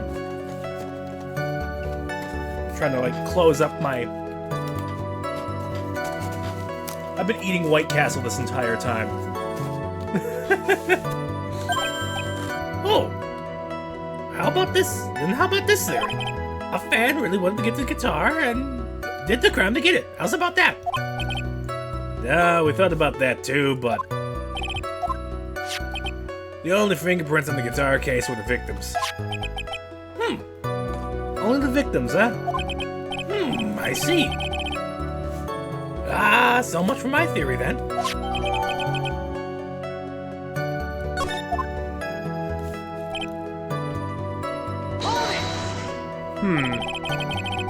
What convinced you it had nothing to do with the case? The guitar wasn't at the Gatewater Hotel that night. Oh, come on, please. There we go. Well then, where was it? The bright red guitar was eventually found at the TV studio. The victim, Juan Garita, had apparently only taken the case with him, sir. So you mean he forgot to put the guitar inside the case? Yeah, sir. Even when he was on stage for the ceremony, he didn't have his guitar. So that guitar case was empty even before he got to the hotel. Yeah, that's right. So it really had nothing to do with the case after all. I believe that's enough. First, the victim was choked to death with his bandana. And then, after the victim was dead, the killer deliberately stabbed him with a knife. Which brings me to my next point. Why then did the police arrest Mr. Matt on guard? Because there was reason enough to suspect him. Here it comes. Looks like Edgeworth's back in full swing. Very well. Detective Gumshoe, please testify about this matter. Yeah, sir.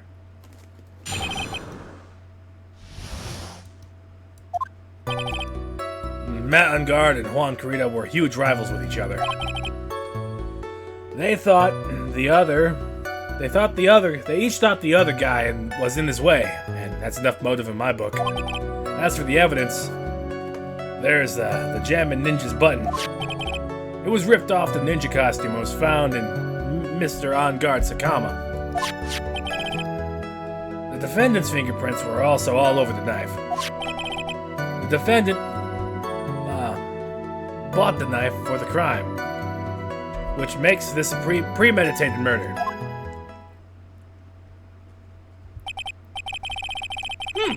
So the defendant's fingerprints were found on a knife used in the stabbing.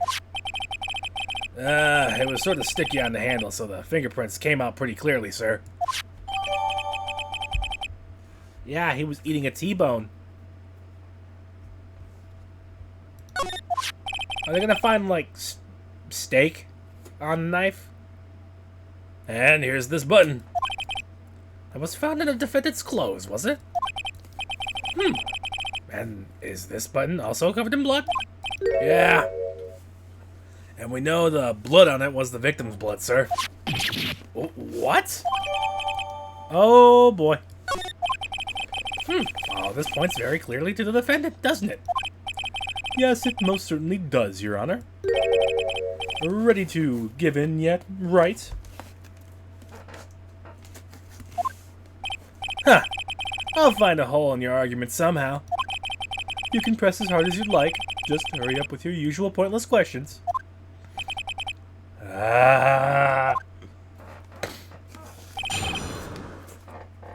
He's in pain. Deep pain.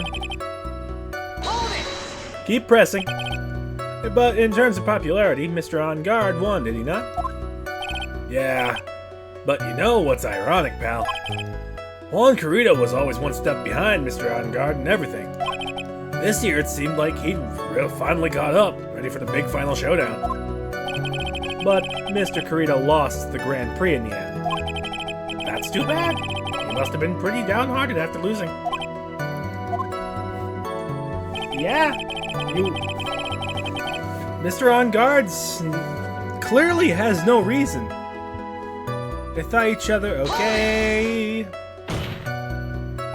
Wait just 1 second here.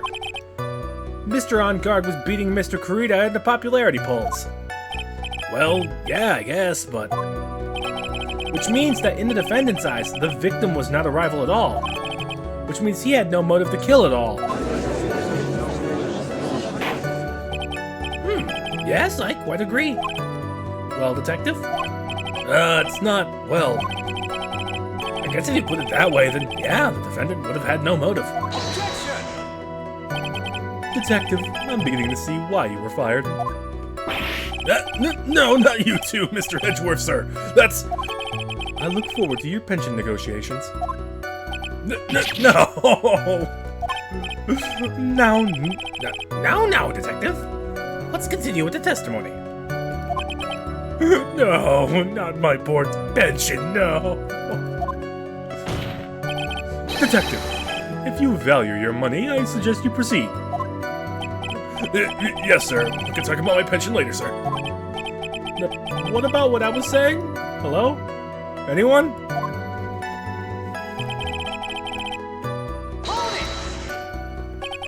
Do you have any proof that the button belonged to the victim? Oh boy. What do you mean, pal? Oh, let me put it this way.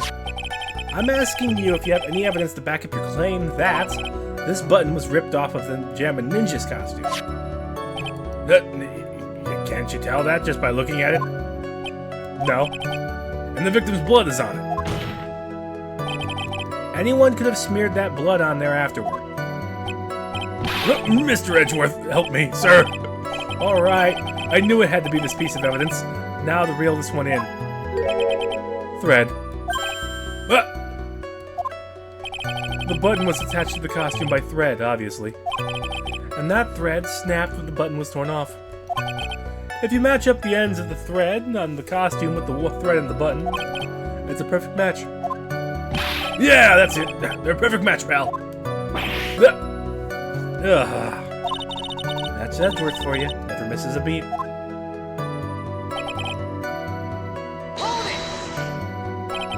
They called it a different name, didn't it, for his pants? When was this button found? Pretty soon after the body was found, we rounded up everyone who knew Mr. Kurita. And then we did a search in them all. That's when we found the button. So it was almost immediately after the murder. The police didn't have time to freely lollygag and play tricks unlike some people. Hey! What is he trying to say about me here?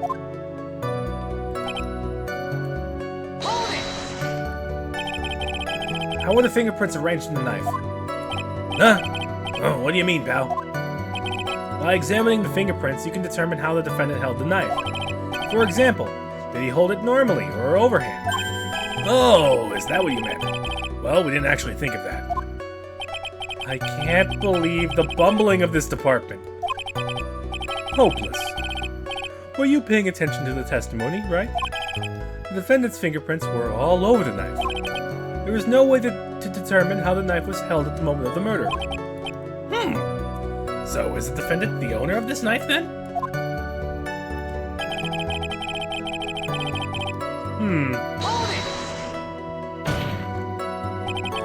There is no way this was a premeditated murder, even if he bought the knife.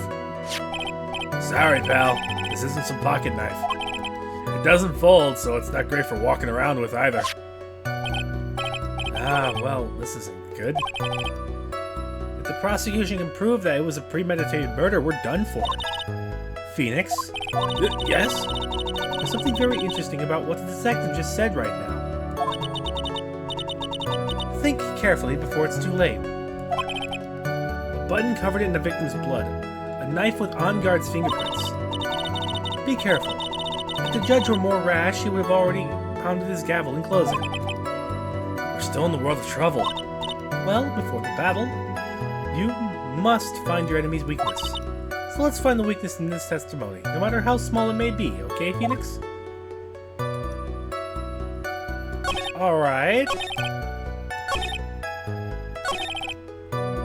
All over the knife, huh?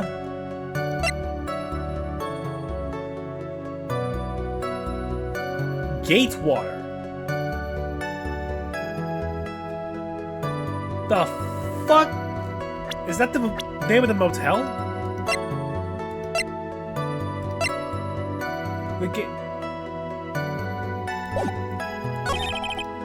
How did he buy the knife if it's from Gatewater Motel?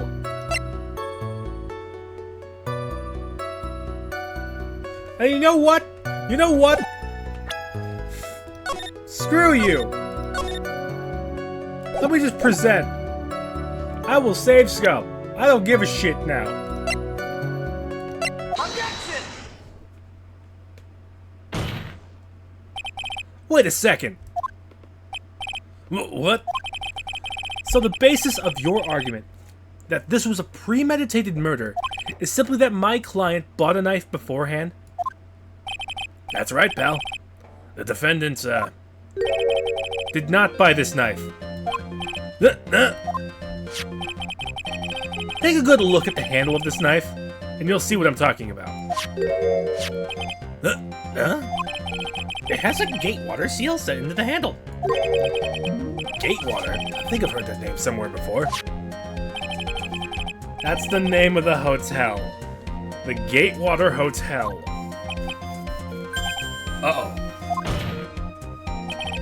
The murderer knife was actually property of the hotel, which means that this murder was not premeditated.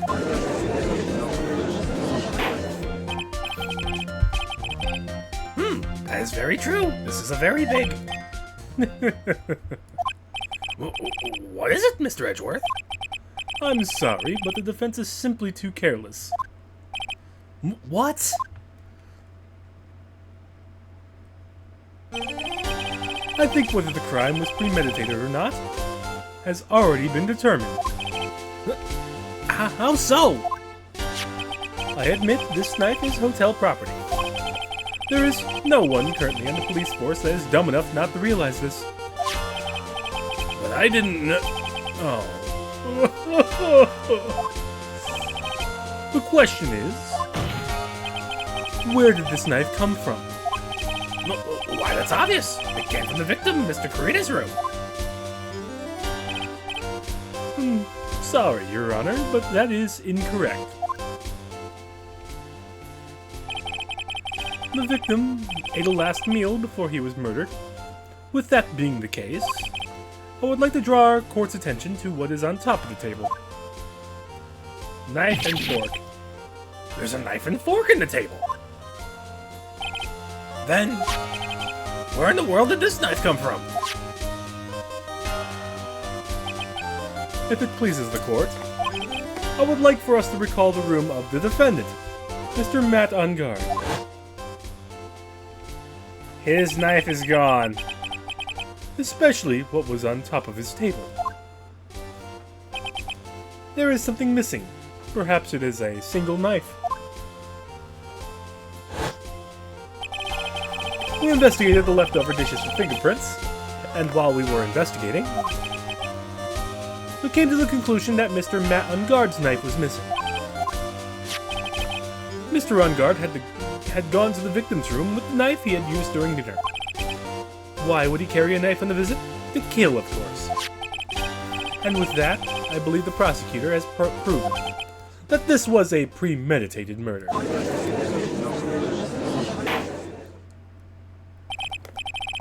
Amazing, Mr. Edgeworth. Absolutely brilliant. A brilliantly clear deduction.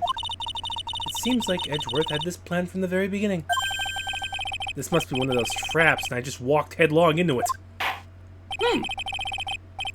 A murder weapon with fingerprints and a button from the victim's costume. There is quite a sizable amount of evidence here. I can safely say that any further deliberation is a waste of Your Honor's time. Although, I wouldn't mind if the defense were to present evidence not yet shown to the court. Evidence not yet shown? He means the evidence that the court hasn't seen yet. In other words, new evidence. What does the defense have to say about this, Mr. Wright? Well, let me just...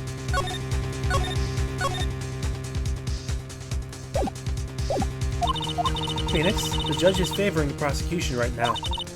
If we answer with something wrong here, that gavel of his will be ringing out to the sound of our defeat. Mr. Wright, do you have something important and necessary to present to this court? Yes. There's one piece of evidence that catches my attention. Something that this court has yet to see. Mr. Wright? I will say this one more time. I do not feel this trial needs to continue at all. However, I am giving you one chance, and only one. What the judge is saying, Wright, is don't try pulling one of your usual bluffs here. If I mess this up, it's curtains for all of us.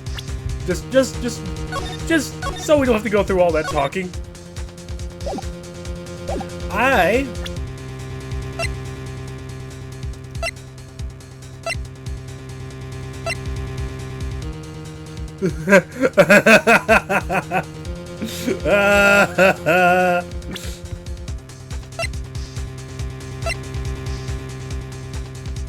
Celeste impacts. Celeste impacts his suicide.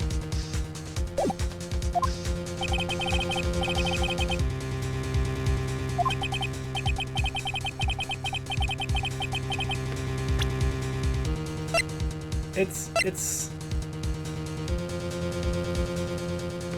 No.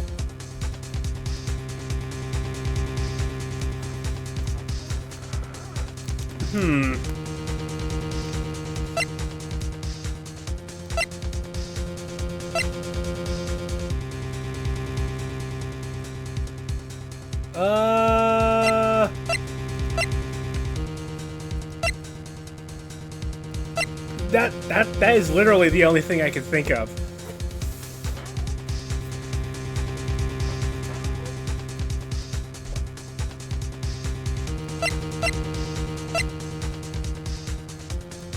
Well,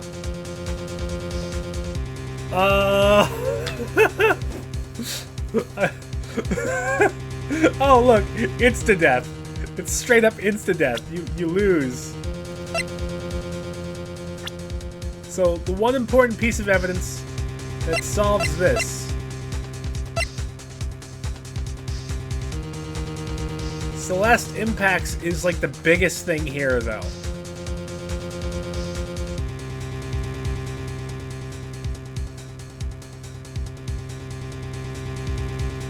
All right. Fingers crossed.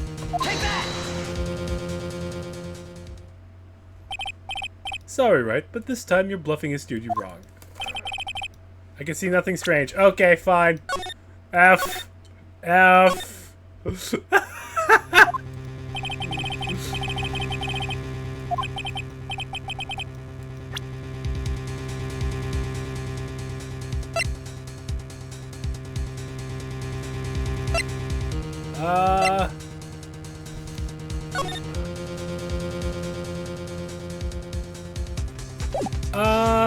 This. The magazine clipping. Take that! Nope.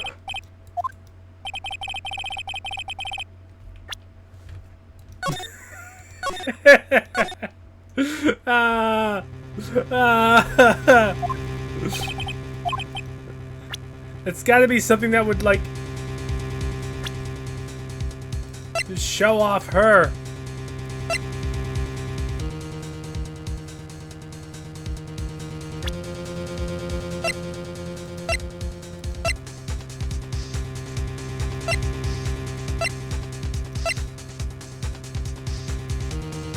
So, new piece of evidence that hasn't been shown.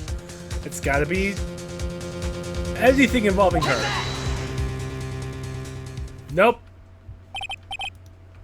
3 failures. Hooray! I know it's one of these.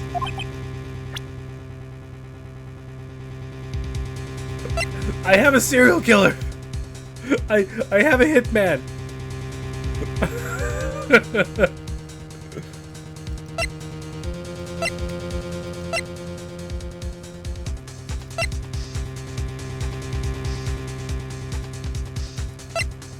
Fuck it.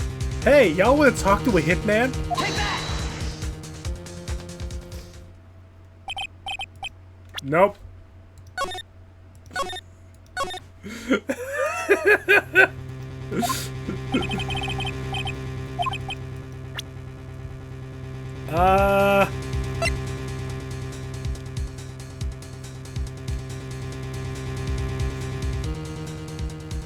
Okay, so magazine clipping is out, serial killer is out, the suicide report is out.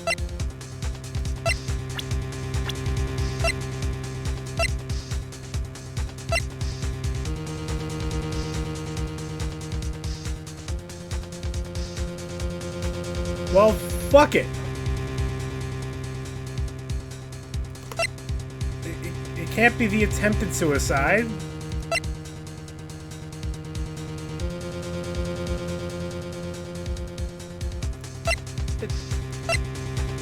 Is it really the attempted suicide? Take that! Nope. Nope.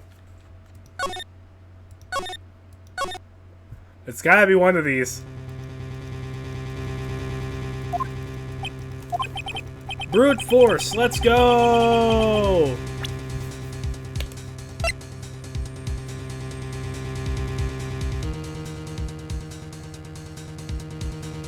The confession. The Nickel Samurai was going to confess something. But even then, he didn't know what he was going to...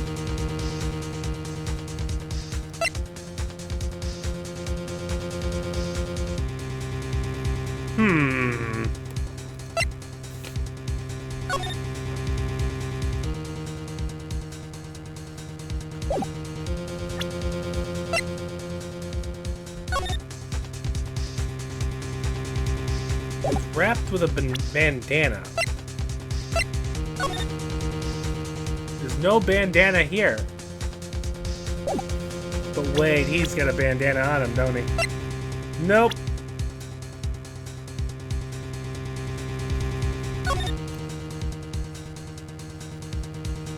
Strangled with a bandana.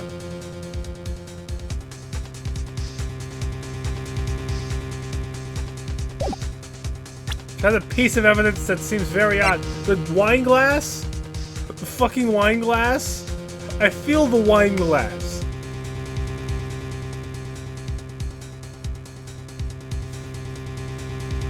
Like, what is up with the wine glass? Take that! Oh, shit! The fucking wine glass!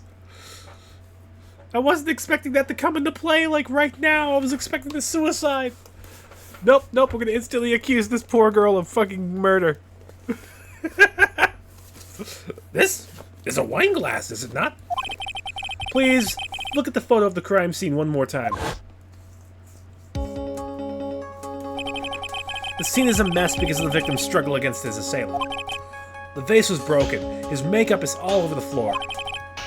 There were things that were at one point sitting on top of the dresser. Well, yes, I see your point. However, this glass that is sitting on top of the dresser is mysteriously untouched. The only thing that had not fallen over with everything else is this wine glass. This piece of evidence is more than strange enough to warrant further consideration. Well, what do y'all have to say? Ah, well, yes, it is a little peculiar. Yeah, isn't it? I thought it was. You can stop looking at me with those puppy dog eyes of yours now. Mr. Edgeworth. What is it, Your Honor? Your opinion. You don't need my opinion. Because there's no special meaning to that glass. Oh, what? It's safe to say that the glass was set there after the crime took place. By the person who discovered the body. Adrian Andrews, for example. She could have easily been so shocked that she set the glass down without thinking. That does sound very plausible, Mr. Wright. Could really have set that down? There's no way! If I appear weak here, the trial is over. I can look for my proof later. For now, I should trust my instinct and point with certainty. They just might fall for it if you're thought-provoking enough. The defense would like to challenge the prosecution's theory. We would like to see something that proves that proves that it was Miss Andrews who set the cup on the table. You've turned the situation on its head yet again, as usual. Mr. Edgeworth, do you have any proof to back up your claim? There's no way he has any. He's just bluffing. If it was trained by Von Karma, he has plenty of evidence. Unlike Mr. Wright, I never say anything unless I have evidence to support it. What? You're not thinking hard enough today, right? Did you think that this wine glass escaped my notice? Then... Of course it has been thoroughly inspected. For fingerprints. Fingerprints. There were only one set of fingerprints left in this wine glass. Only one? Well, whose were they? They were not the victims nor the defendants. Rather, they were of one Adrian Andrews. What? That is why I said that the person who had discovered the body had left it there. Are we done here, Mr. Wright? Ugh. I can't believe I fell into another trap. Miss Andrews was probably holding the glass when she went to go see Mr. Corrida. But upon seeing his dead body, she was stunned and set the glass down on the dresser. What he just said makes a lot of sense. Now do you see, Mr. Wright? You can't change any part of my scenario as it explains everything all too well. I've thought long and hard this past year about what it means to be a prosecutor. And from here on out, I will have to show you the answer I have come to discover. Wait a second. Mr. Edgeworth! I think the prosecution has provided enough evidence for me to enter my verdict. Unfortunately, I cannot allow you to pass judgment yet. The prosecution has yet another witness we would like the court to hear from. Another witness. Old bag.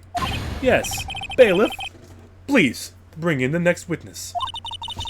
What in the world is Mr. Edgeworth thinking?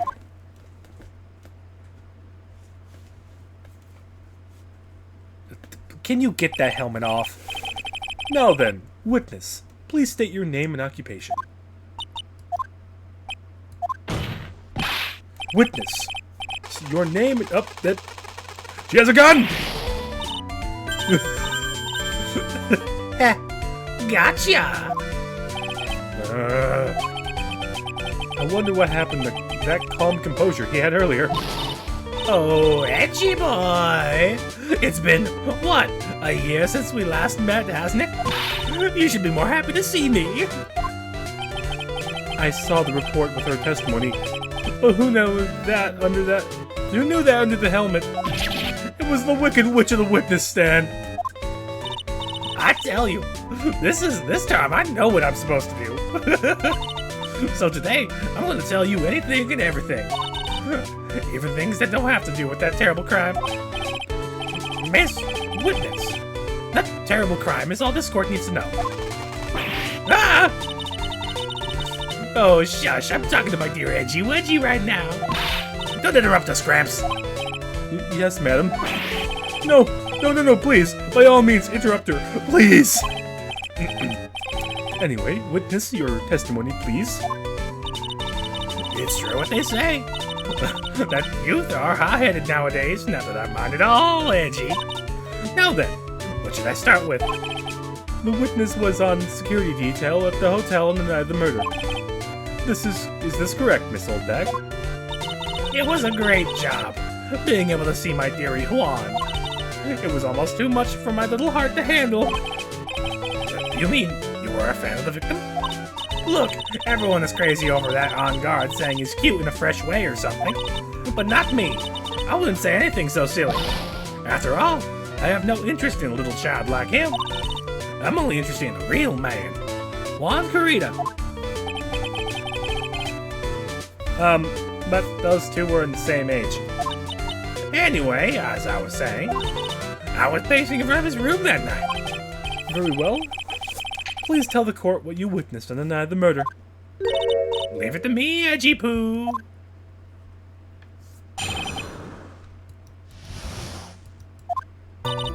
Anyway, after the ceremony, I went to practice around in the hallway in front of his room. It was something I was interested in finding out, you know. Well, since I was on the job, I made sure to keep a good eye out the whole time. That's when someone showed up. A man coming out of poor Juan's room. It was on guard. Matt on guard. He was trying to sneak his way out of Juan's room. In the costume. So Mr. On Guard came out of the victim's room.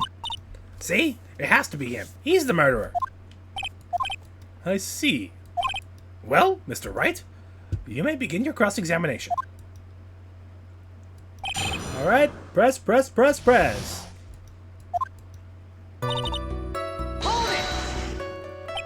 Miss Oldbag, what was your post on that night? The lobby.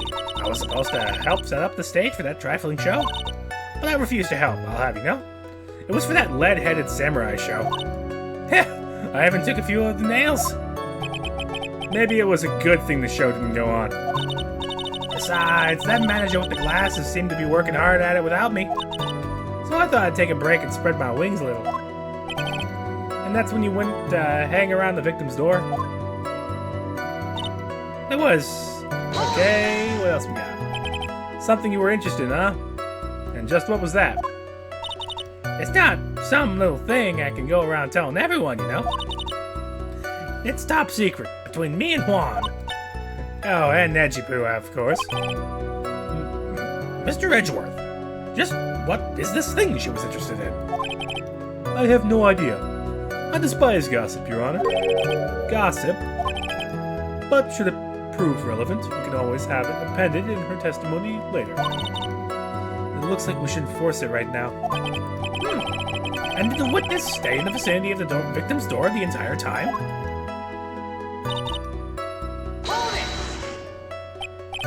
Oh? Then would you tell us the number of people who went in and out of Kurita's room? I have no idea. I wasn't born, so I could count things for those who didn't pay attention in class. That's why ever since I turned 20, I quit keeping track of how old I really am. Yes, well, that would explain your age. Why your age was not included in the report.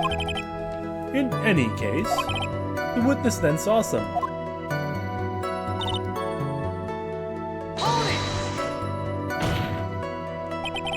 Who in the world was that? I'm not allowed to say. This sort of information has to be carefully guarded from the masses, Sonny. The man that came out of Juan's room, he was. Yes? He was? Ah, I'm scared. I can't say his name out loud.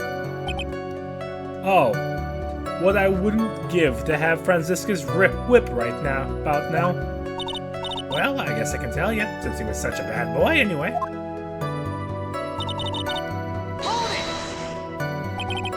You saw my client.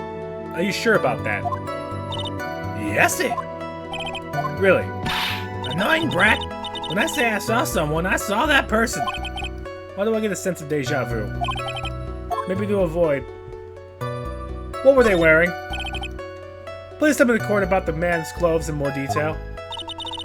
What a troublesome man you are. Really, as if something like that matters. But it does. Oh, now what was it? Oh yes, it was that thing. What thing? That gaudy thing he's always wearing, that racing jacket. But he was wearing his costume. Nah, he was wearing that at the detention center too. That thing's meant for nothing but seducing women out of their pantaloons. Men. Ah, right. So, Mr. Wright, was this testimony just now important or relevant in any way? It was very important. Of course it was important, Your Honor. Objection! Then perhaps you would like to point out what part of that testimony was important. Don't you see it, Edgeworth?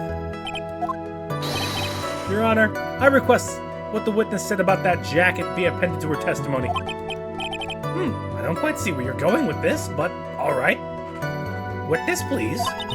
Oh, well. I don't like to badmouth anyone without reason, but if I must.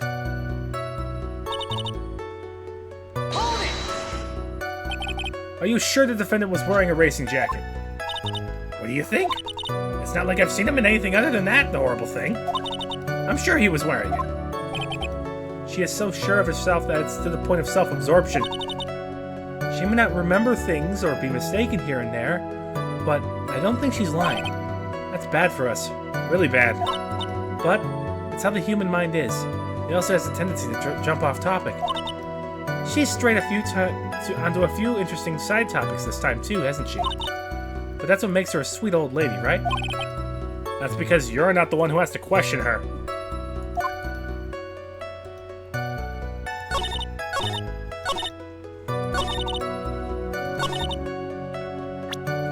So...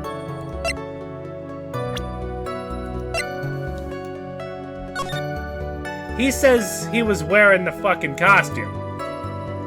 The entire time.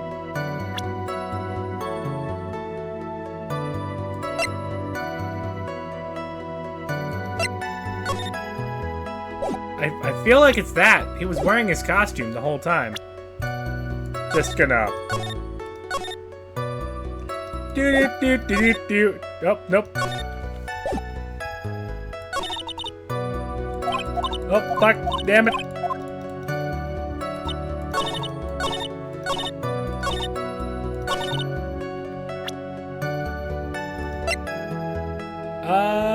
Can I just do this and just show off the costume that he was supposed to be wearing?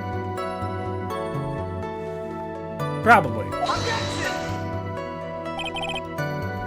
Nope.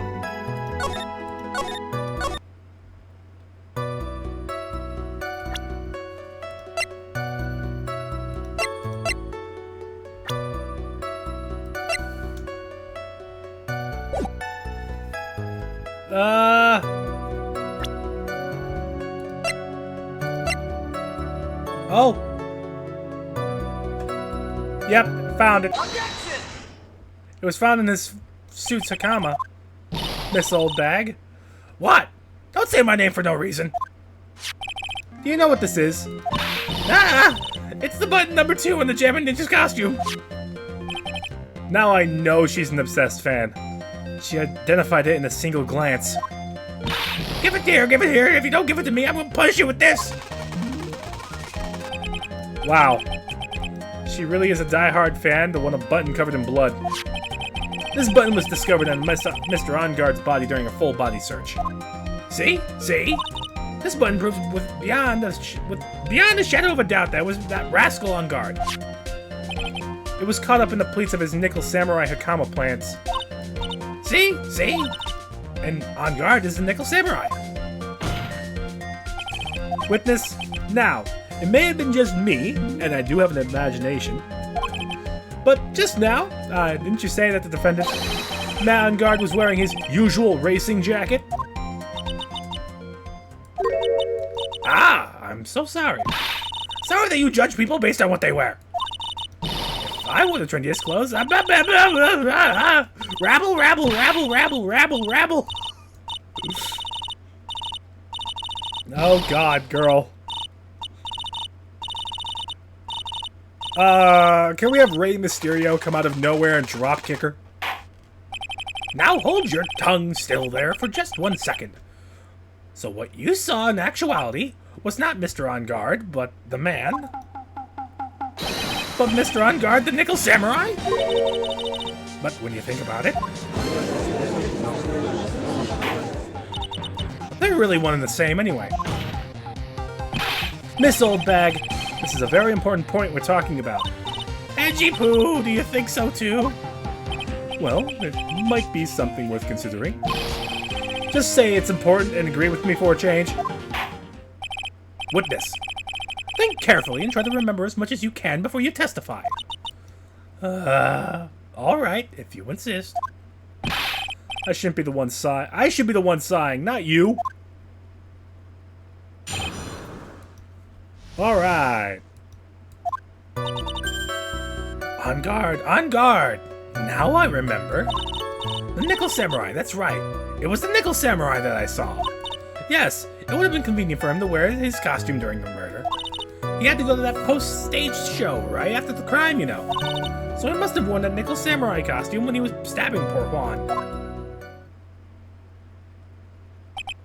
I knew it. I knew you'd just say he's inside that costume. What? Did you think there could have been someone else inside that costume? Don't be a bad little boy, thinking such rude things.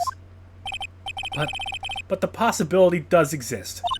Ah, youngins today, I told you. There's no way it was anyone else. How do you know that?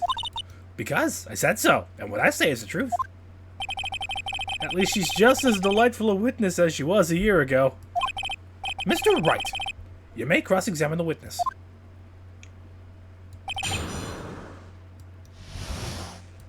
All right. So, be a little more careful with your testimony, please. Not too long ago, you said he was wearing his racing jacket, and now he's not. Not too long ago? Then let me ask you this. When you were itty-bitty, what was your great dream? Huh? What did you want to be when you grew up, whippersnapper? A spaceman. My dream, huh? Well, I wanted to be Judge Wagner, the hero of the public court. So what? See? And look at where you are. You're not Judge Wagner, are you? Are you? Well, what I said earlier. Who puts anywhere into things like that? The now is everything. I can't be held responsible for the past. since when did court become theatrics over testimonies? All that matters is what that man, and that man was inside the costume. It isn't. I don't care. And why would that be? That way, no one can see his face, of course. But there's still no advantage for him that I can see. In fact, you would think that costume would make him stand out all the more. You're such an annoying child, you know that?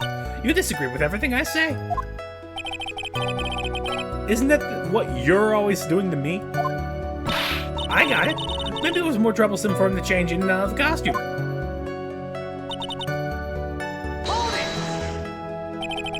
Was there anyone else scheduled to appear at the post-ceremony stage show? Well, all the contestants were supposed to go on stage for a friendly gesture thing. And that included the Jammin' Ninja. Of course it included him. That's why when On Guard came out of Dear Juan's room, I didn't give it a second thought. I see. Well, anyway.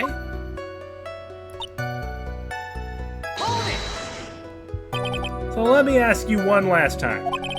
The person you saw, was it really the Nickel Samurai? As showy as ever. Haven't I been saying that from the very beginning? Can I throw in a towel yet? You don't need to think too hard on this one. There's a contradiction in her testimony that's saying in plain sight. Yeah, I know. The question is what that contradiction means for us. Yeah, I know exactly what it is. Stabbing. He was strangled. Oh. Fine.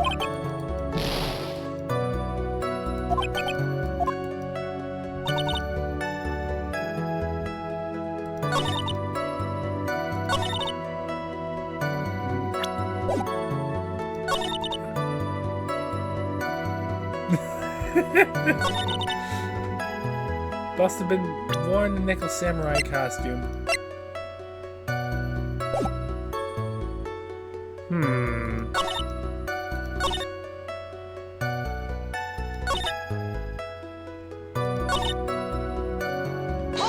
Press here.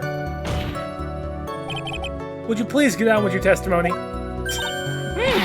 What's your language, young man? Okay, so just angry that I'm pressing her. Cool. She's actually singing. Oh no! Mr. Edgeworth, could you please do something about this racket? Witness, I'll give you a piece of gum later if you'll be good and stick to just the facts. Okay. Shit. Right, I'll be sending the bill for the chewing gum to your office at a later date. Oh, great. So, Nickel Samurai. Hey, you got... I pressed her for pretty much everything. Post-ceremony stage show.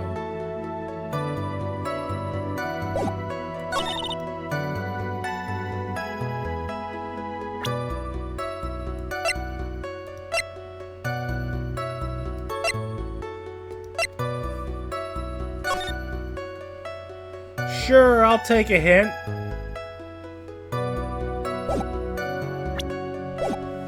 It would have made a lot of noise.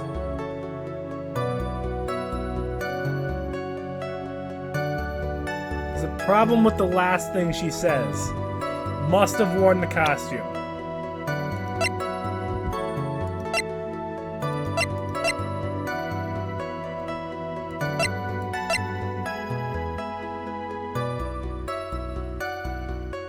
It would contradict some other evidence.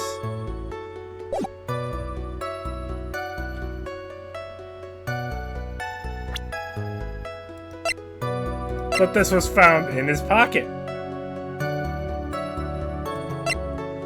Fingerprints. Fingerprints, right. Don't it got gloves? It do got gloves. So how could he have had his fingerprints all over the knife? Right? Right. Objection! Please take a look at this. Yeah? So it's a knife. Big deal. If you're trying to scare me with that, I'll have you know it won't work. No, that's not my intention at all. That's the knife that was used in the murder, correct? Your Honor, do you know why this piece of evidence is important to this case? You don't even have to ask it, because the defendant's fingerprints are on it. Is that what you're driving at? That is exactly what I'm driving at. What are we driving at? And whose car are we driving? If Master On Guard was really in the Nickel Samurai costume at the time of the murder, then it's impossible for his fingerprints to have been left on this knife. Actually, he would have wiped all the previous fingerprints on the knife right off. Oh, that's right. The Nickel Samurai wears gloves, doesn't he? Objection! He probably took his gloves off before he began the stabbing. Objection! And why would he do something like that? Leave his prints on the murder weapon? There is no way he would do something like that. However, there is one possibility. Then let's hear your possibility. It's very simple. The defendant went to the victim's room while in the costume as the Nickel Samurai. At that time, the defendant had no intent to murder. He was probably just going to relax and talk with the victim about the stage show. Which is why he took his gloves off. But the murder still did take place. It's well known that there was bad blood between the defendant and the victim. Yes, I've heard that before. Well, Mr. Wright, what do you have to say about Mr. Edgeworth's theory? So let me get this straight.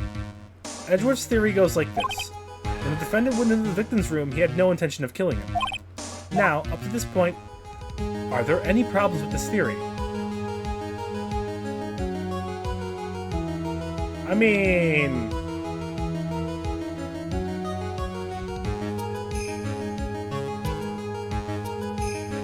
went in there with no intent to kill. I mean, as they've said, the one with the more intent to kill would be Juan over here, because he was more popular than him.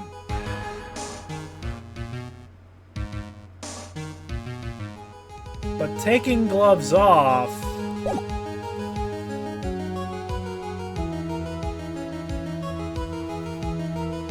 fuck it.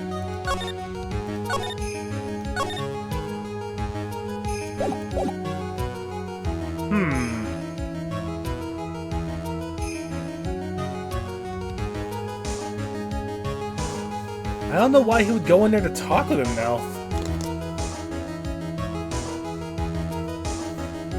I'm an idiot.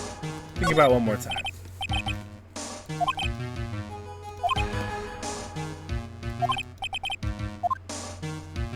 There's no problems. I can't really see any real problems with this theory. But if you let Miss Edgeworth's theory stand, then we're one very large step closer to a guilty verdict. Look at the court record again and take another shot at it. Mr. Wright, please make your decision soon. He had no intention of killing him.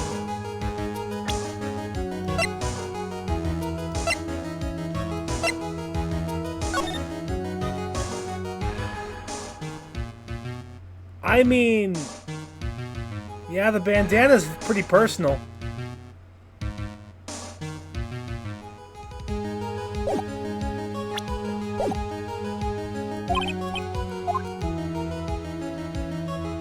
There's a contradiction. This theory contradicts something in an earlier testimony. What are you babbling about? Now, for argument's sake, let's suppose Mr. On Guard was the killer. If that's the case, I think it's possible for the killer to have gone to the victim's room without intent. think it's impossible for the killer to have gone to the victim's room without intent.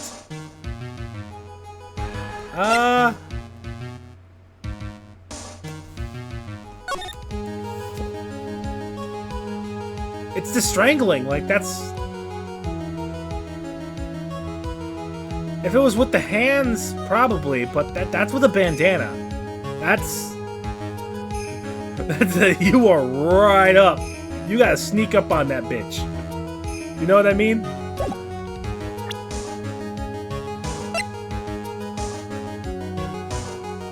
He was choked with the bandana.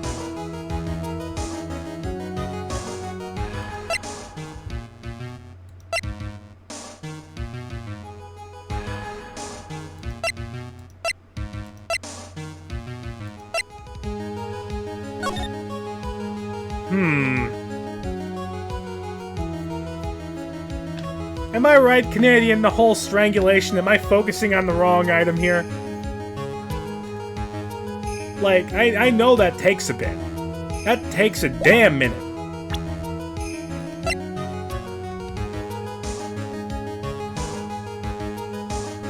Impossible for the killer to have gone into the victim's room without intent. And strangulation takes a minute.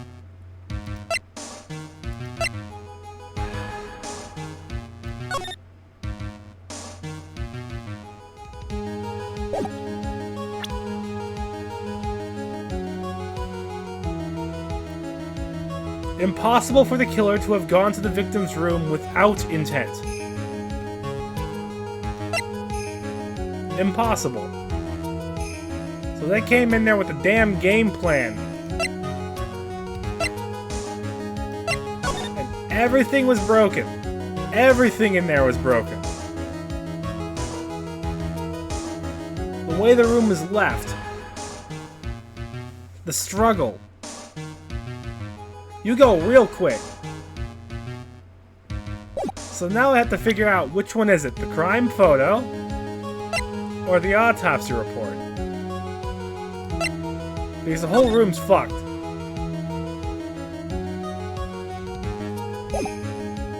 The knife, right? This knife. It was used by Mr. On Guard at dinner. Yes, we did establish that. Which means that if my client was, in fact, the killer, then he would have brought this knife with him when he went to visit Mr. Kurita. I suppose. However, you just said it yourself. At the time, the defendant held no intent to murder. If that were true, then why would he bring a knife? He wouldn't, would he? Which means, Mr. Edgeworth, your theory was flawed from supposition 1. And one more thing. If the murderer was wearing the costume at the time of the murder, then there should be glove marks left in the knife. Which means the defendant's fingerprints shouldn't have been all over it like bees in a hive. And that brings me to my final point. This knife was planted by the real killer to hide their identity and mislead us. Order! Order, I say! Order in the court! Was this knife really planted by the killer?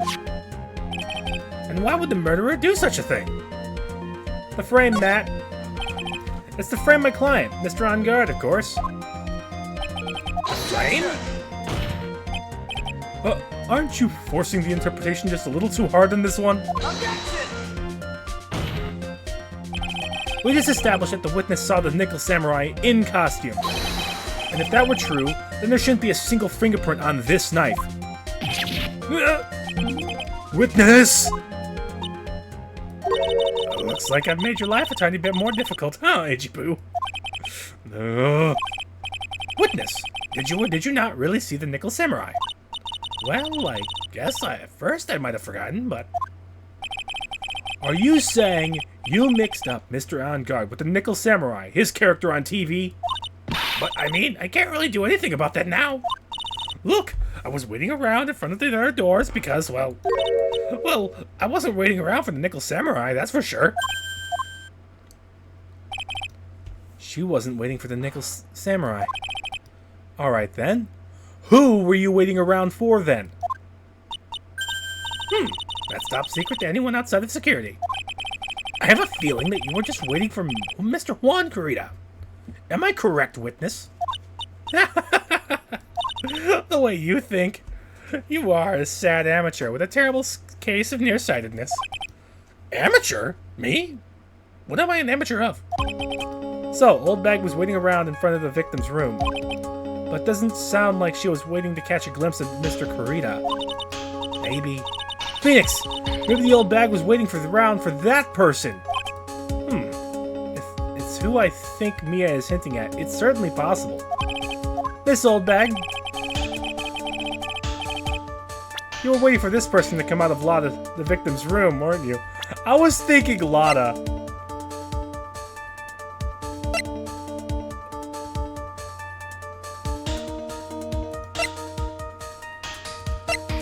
Lotta was out there waiting. She was waiting. So we have two people. We have two choices here. Lotta, who I have a hunch. And Adrian. But Miss Old Bag said Adrian was helping out with the stage set.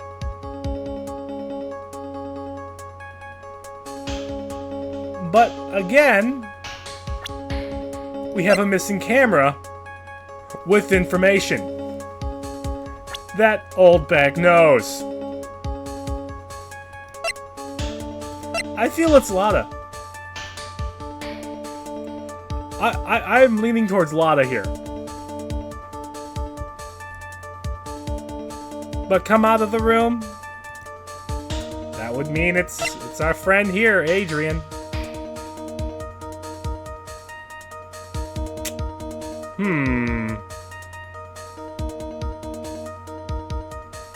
I'll go Adrian.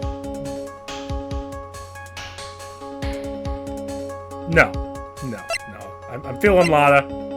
I'm locked in on Lotta. That was my first thought.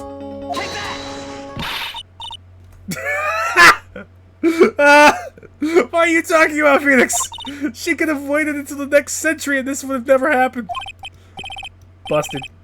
This was no fooling her. I'm a dumbass. Alright.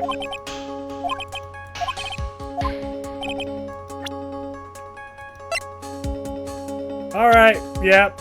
Adrian. Where's this person? This is Adrian Andrews, Mr. On Guard's manager. But why would the defendant's manager be in the victim's room? It seems that this is the latest rumor in circulation, Your Honor. Oh, this is... Well, this is... I see.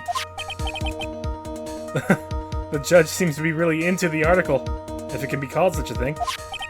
Then this manager, with the initials AA, are you saying it's... Adrian Andrews. Without a doubt, the witness thought so as well. Looks like you found me out. Well, that's fine. I can throw away this whole sworn to the confidentiality stuff, then. Witness, what in the world are you... Watch out, Phoenix. I've got a bad feeling about this. A very bad feeling. I've got some information. Some very secret information from a certain source.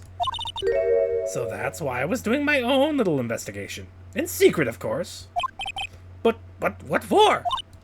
No, just for myself. Personal reasons and all that. Well, Mr. Edgeworth, how will you proceed from here? I really don't want to do this. However, I simply cannot let this point slide.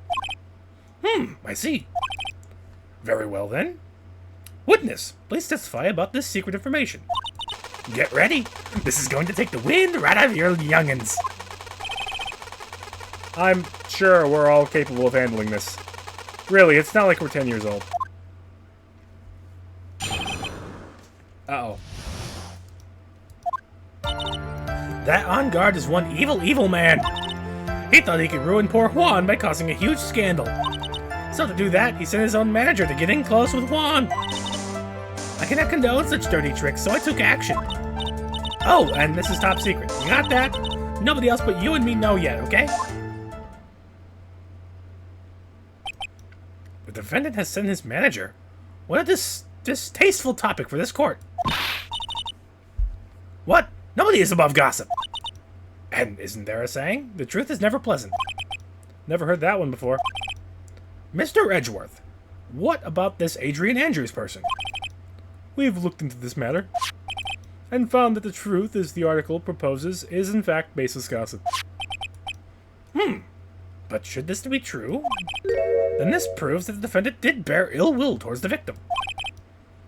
So this means I have to smash this rumor once and for all. Now then, Mr. Wright, you may cross-examine the witness. Be careful. The old bag seems rather excited right now. That's right! On guard is nothing but your average foul-blooded youth. Well, as the old saying goes, you've got to burn old bags of fire. Time to fire up the afterburners and hit the highway to the danger zone. What the fuck did that... What came out of my mouth there? Alright. So, I fucked up enough times to be paranoid.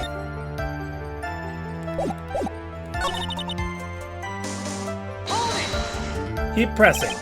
A scandal. What do you mean by that? Oh, you're a dim-witted one, aren't you? I can't believe you know what a scandal is. Oh, honestly, what are they teaching kids in middle school these days? No. I wasn't asking what the word scandal means. Even I know that much. Well, the on-guard thought he could own a monopoly on popularity.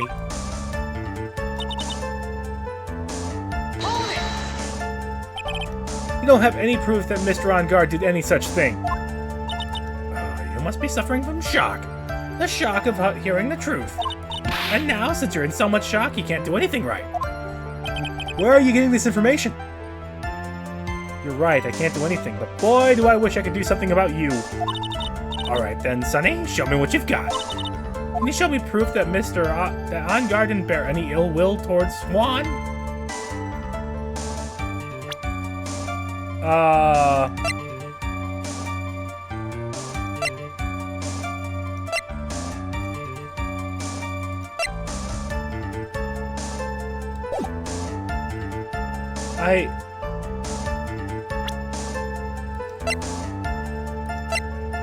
I don't have anything like that.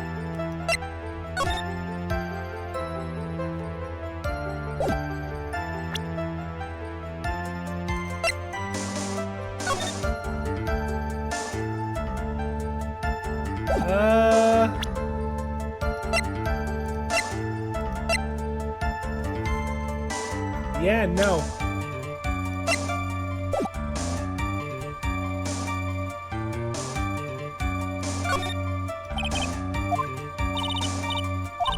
And you were just lecturing me about saying things without proof. Oh boy. That's the way the cookie crumbles, for you anyway. So what did you do? Like I already told you, I was lying in wait close to the crime scene. And once that slimy woman came out of... Hey! I was going to capture her and teach her a good lesson, something you youngins need. You were going to teach her a good lesson? I was going to make her eat the damaging beams of my ray gun. No, stop! Well, it was too bad that woman didn't come through the door that night.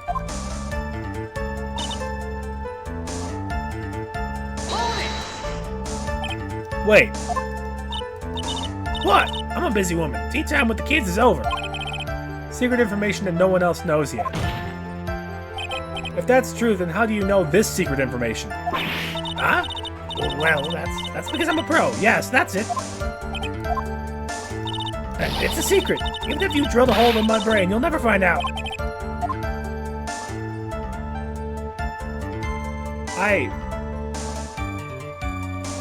I think I know the answer. I think I know the answer here. So no one else is supposed to know this secret information, correct? If that's true, then why do you know it, Miss Oldbag? What?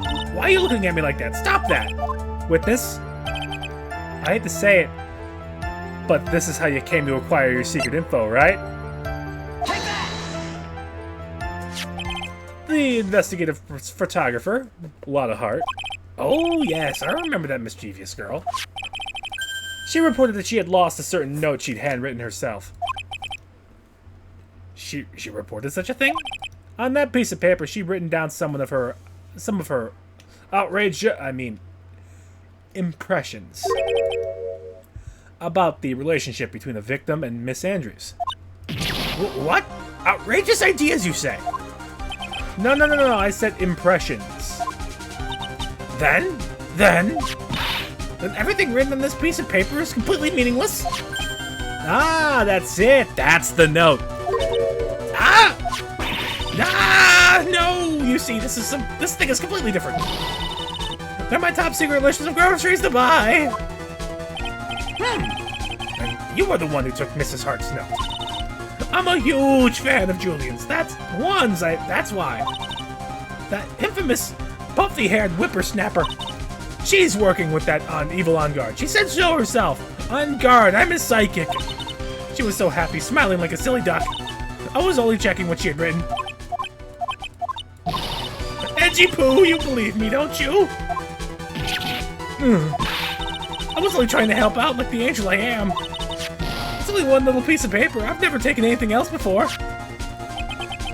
You really should come with a supply of cheese to match your vintage wine. Well, it was only a piece of paper. I suppose we can overlook this just this once. She looks like she's really sorry. Should I forgive her? Pile on the pressure. Get this bitch. If I let up on her now, she'll get away. I have to find some way to inflict a deafening blow to the prosecution. Witness, you said that the only thing you stole was that note. Is this correct? Stole? Why don't you listen more carefully, you annoying brat? I've saved this piece of paper from the terrible, lonely trash can, that's all. You're lying, damn it, and I can prove it. Yeah, we're missing a goddamn camera.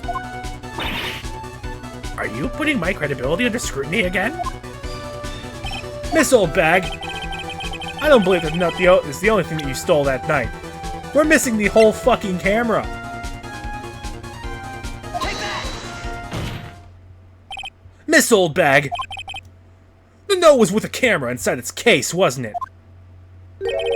A camera? Yesterday, Lotta Hart was raising a huge stink over her camera. She kept saying something like, "My sweetie $1,600 camera disappeared on me." Why? Witness! What is it, Gramps? If you have the note, then it is only logical you have the camera too. Looks like you found me out again, Sonny. Is this the camera you're looking for? That's... What? Even though I look like this, I'm still a person, you know. I still eat meals like you. I fall in love and borrow things from people. I think your definition of borrow is a little off. I saw that woman's business card, and that's when I noticed it said, Slime Bag Celebrity Photographer Extraordinaire. Well, when I saw that, I had to know what sort of pictures she'd taken. I'm a professional security guard. It's my business to know these things. You stole a camera! Bailiff? Check this camera's photos. Hurry! We must examine them at once.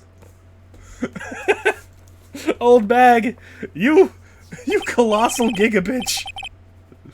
Well, Mr. Edgeworth, what do we have? There is only one photo that seems to be relevant to this case. Please present it to the court.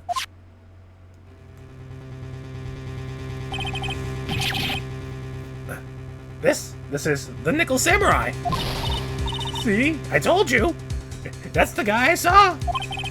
This proves that the witness was not lying earlier about... This proves that the witness was not lying earlier about this matter.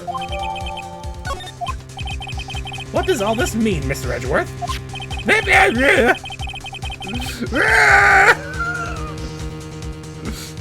It's a goddamn chupacabra! This photo by itself does not prove that the person in it is the defendant.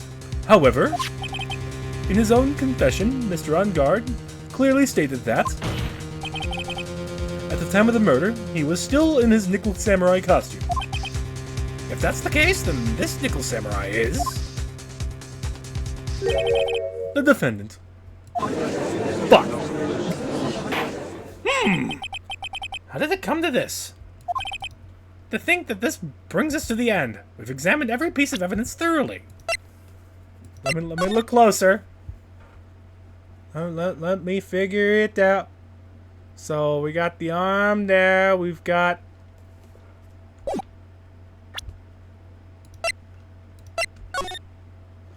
right arm. The right arm is the mechanical arm. Watch it be mirrored.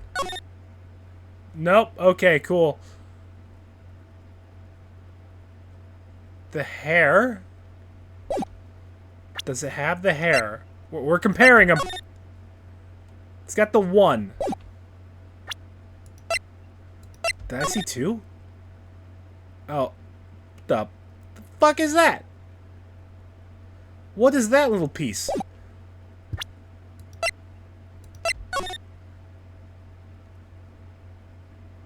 There's 2 little blips in his face there.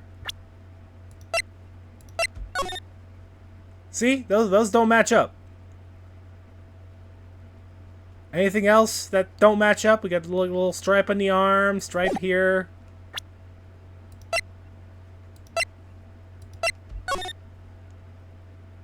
I don't see a stripe on the arm. Shoulder piece is fine.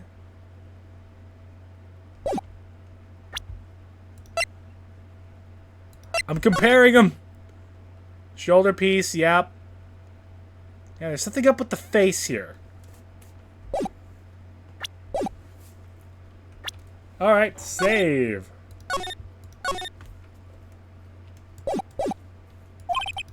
Final commencements, Mr. Wright. This court will consider them before we close. Do you agree that this photo is decisive evidence against your client? If this photo really is decisive, then we're done for. But if I raise an objection here and blow it, then that could put Maya's life in jeopardy. I can't make a mistake here. There's only one road out of this mess. There's something strange with it. There's something strange with this photo. I knew this was coming, right? Your thoughts, Mr. Edgeworth? I think we can all agree there is nothing strange with this photo. There's no way for the defense to debunk this photo, even with a bunker buster. Debunk a bunker with a... bunker dust. Blah, blah, blah. Fucking words! Ah! Debunk with a bunker buster? Is that what you're planning to do, Mr. Wright? Anyway, please look at the photo one more time. If you really believe you can honestly find something wrong with this photo, then you should only need one chance, correct? Just so we don't have to go through all that. Text again. So, we've got the face here. Wait a minute.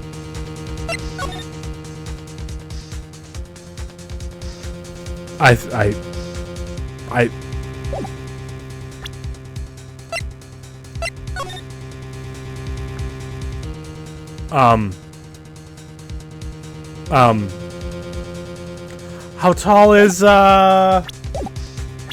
They said she was short. They kept saying she was short, wasn't she?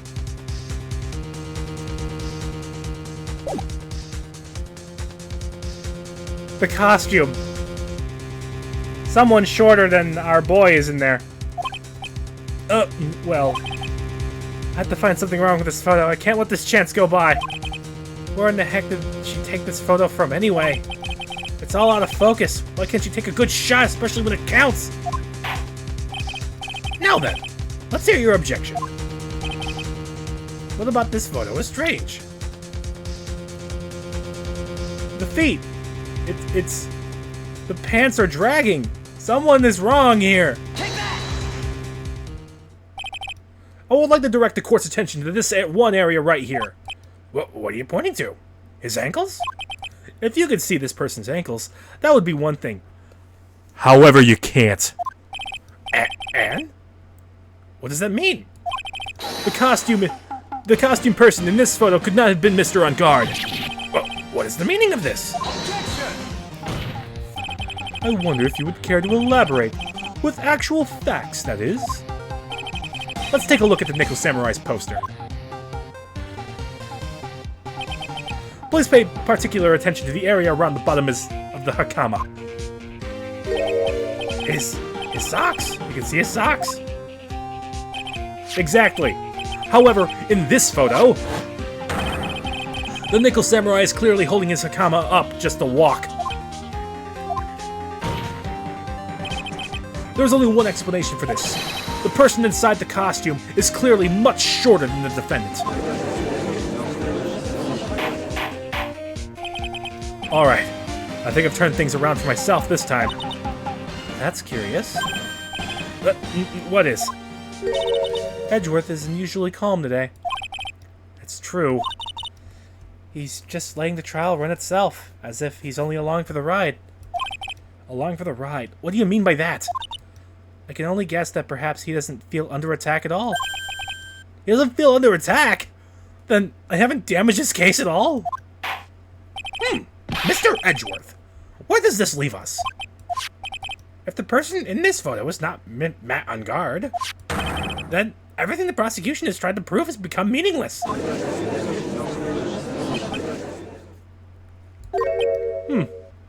I figured it would come to this. What?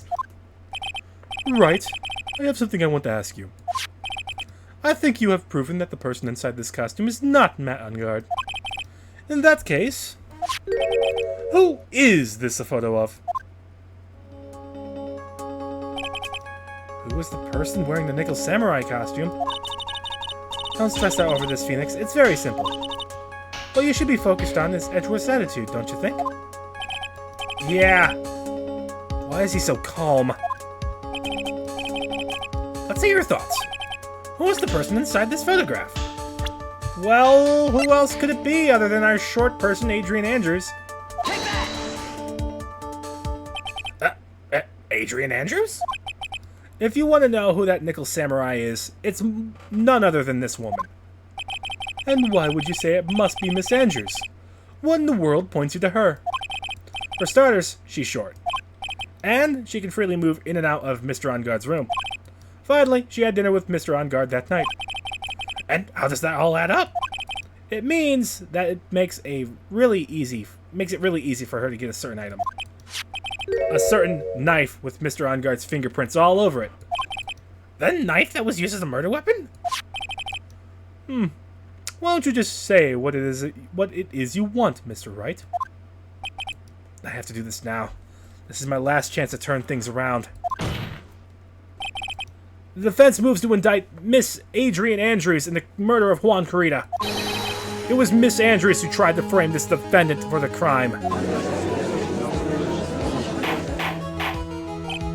Order! Order! Order! It looks like this trial has hit a most unexpected development. Mr. Edgeworth! Yes, Your Honor? This court is issuing a subpoena for Miss Adrian Andrews. A verdict cannot be passed without first hearing her testimony. Alright, this is it. This is kind of bad for us. What do you mean? If Adrian Andrews is summoned to court as a witness, it means that the trial will go on for another day. One more day? Ah! If I don't get a verdict today, then my... Now then, we shall set Miss Andrews' testimony for tomorrow. What am I supposed to do? The judge is about to adjourn the court. I'm just gonna... I get the feeling that Edgeworth is gonna do something, but I'll wait and see. I mean, extending it for one day is good. It's pretty good.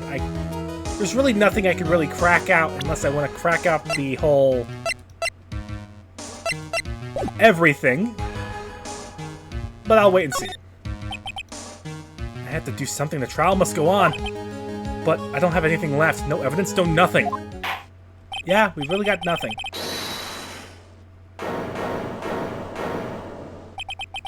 I abhor wasting such valuable time. Edgeworth? Your Honor, I request that you please continue with today's trial. But, we cannot continue we cannot continue due to this unexpected development. Unexpected development? I think you underestimate me, Your Honor. And what do you mean by that? That Mr. Phoenix Wright would slave his way to subpoenaing Miss Adrian Andrews is all happening according to plan. Even if Wright was a bit slow to catch on. What? What is the meaning of your statement, Mr. Edgeworth? Miss Adrian Andrews is currently waiting in the prosecution's lobby. She is the next witness. Everything was planned out in advance by that man?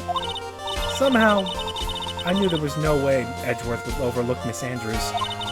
Looks like this battle is far from over. Exactly. Very well.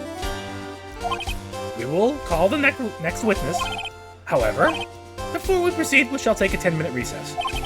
Please prepare your witness in that time, Mr. Edgeworth. The court will now take a 10-minute recess.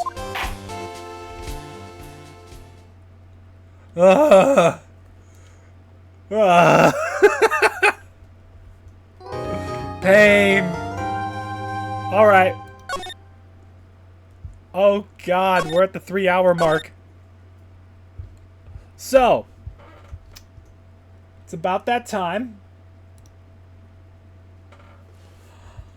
Maybe instead of Xenoblade Monday, we will finish up this court case. Maybe.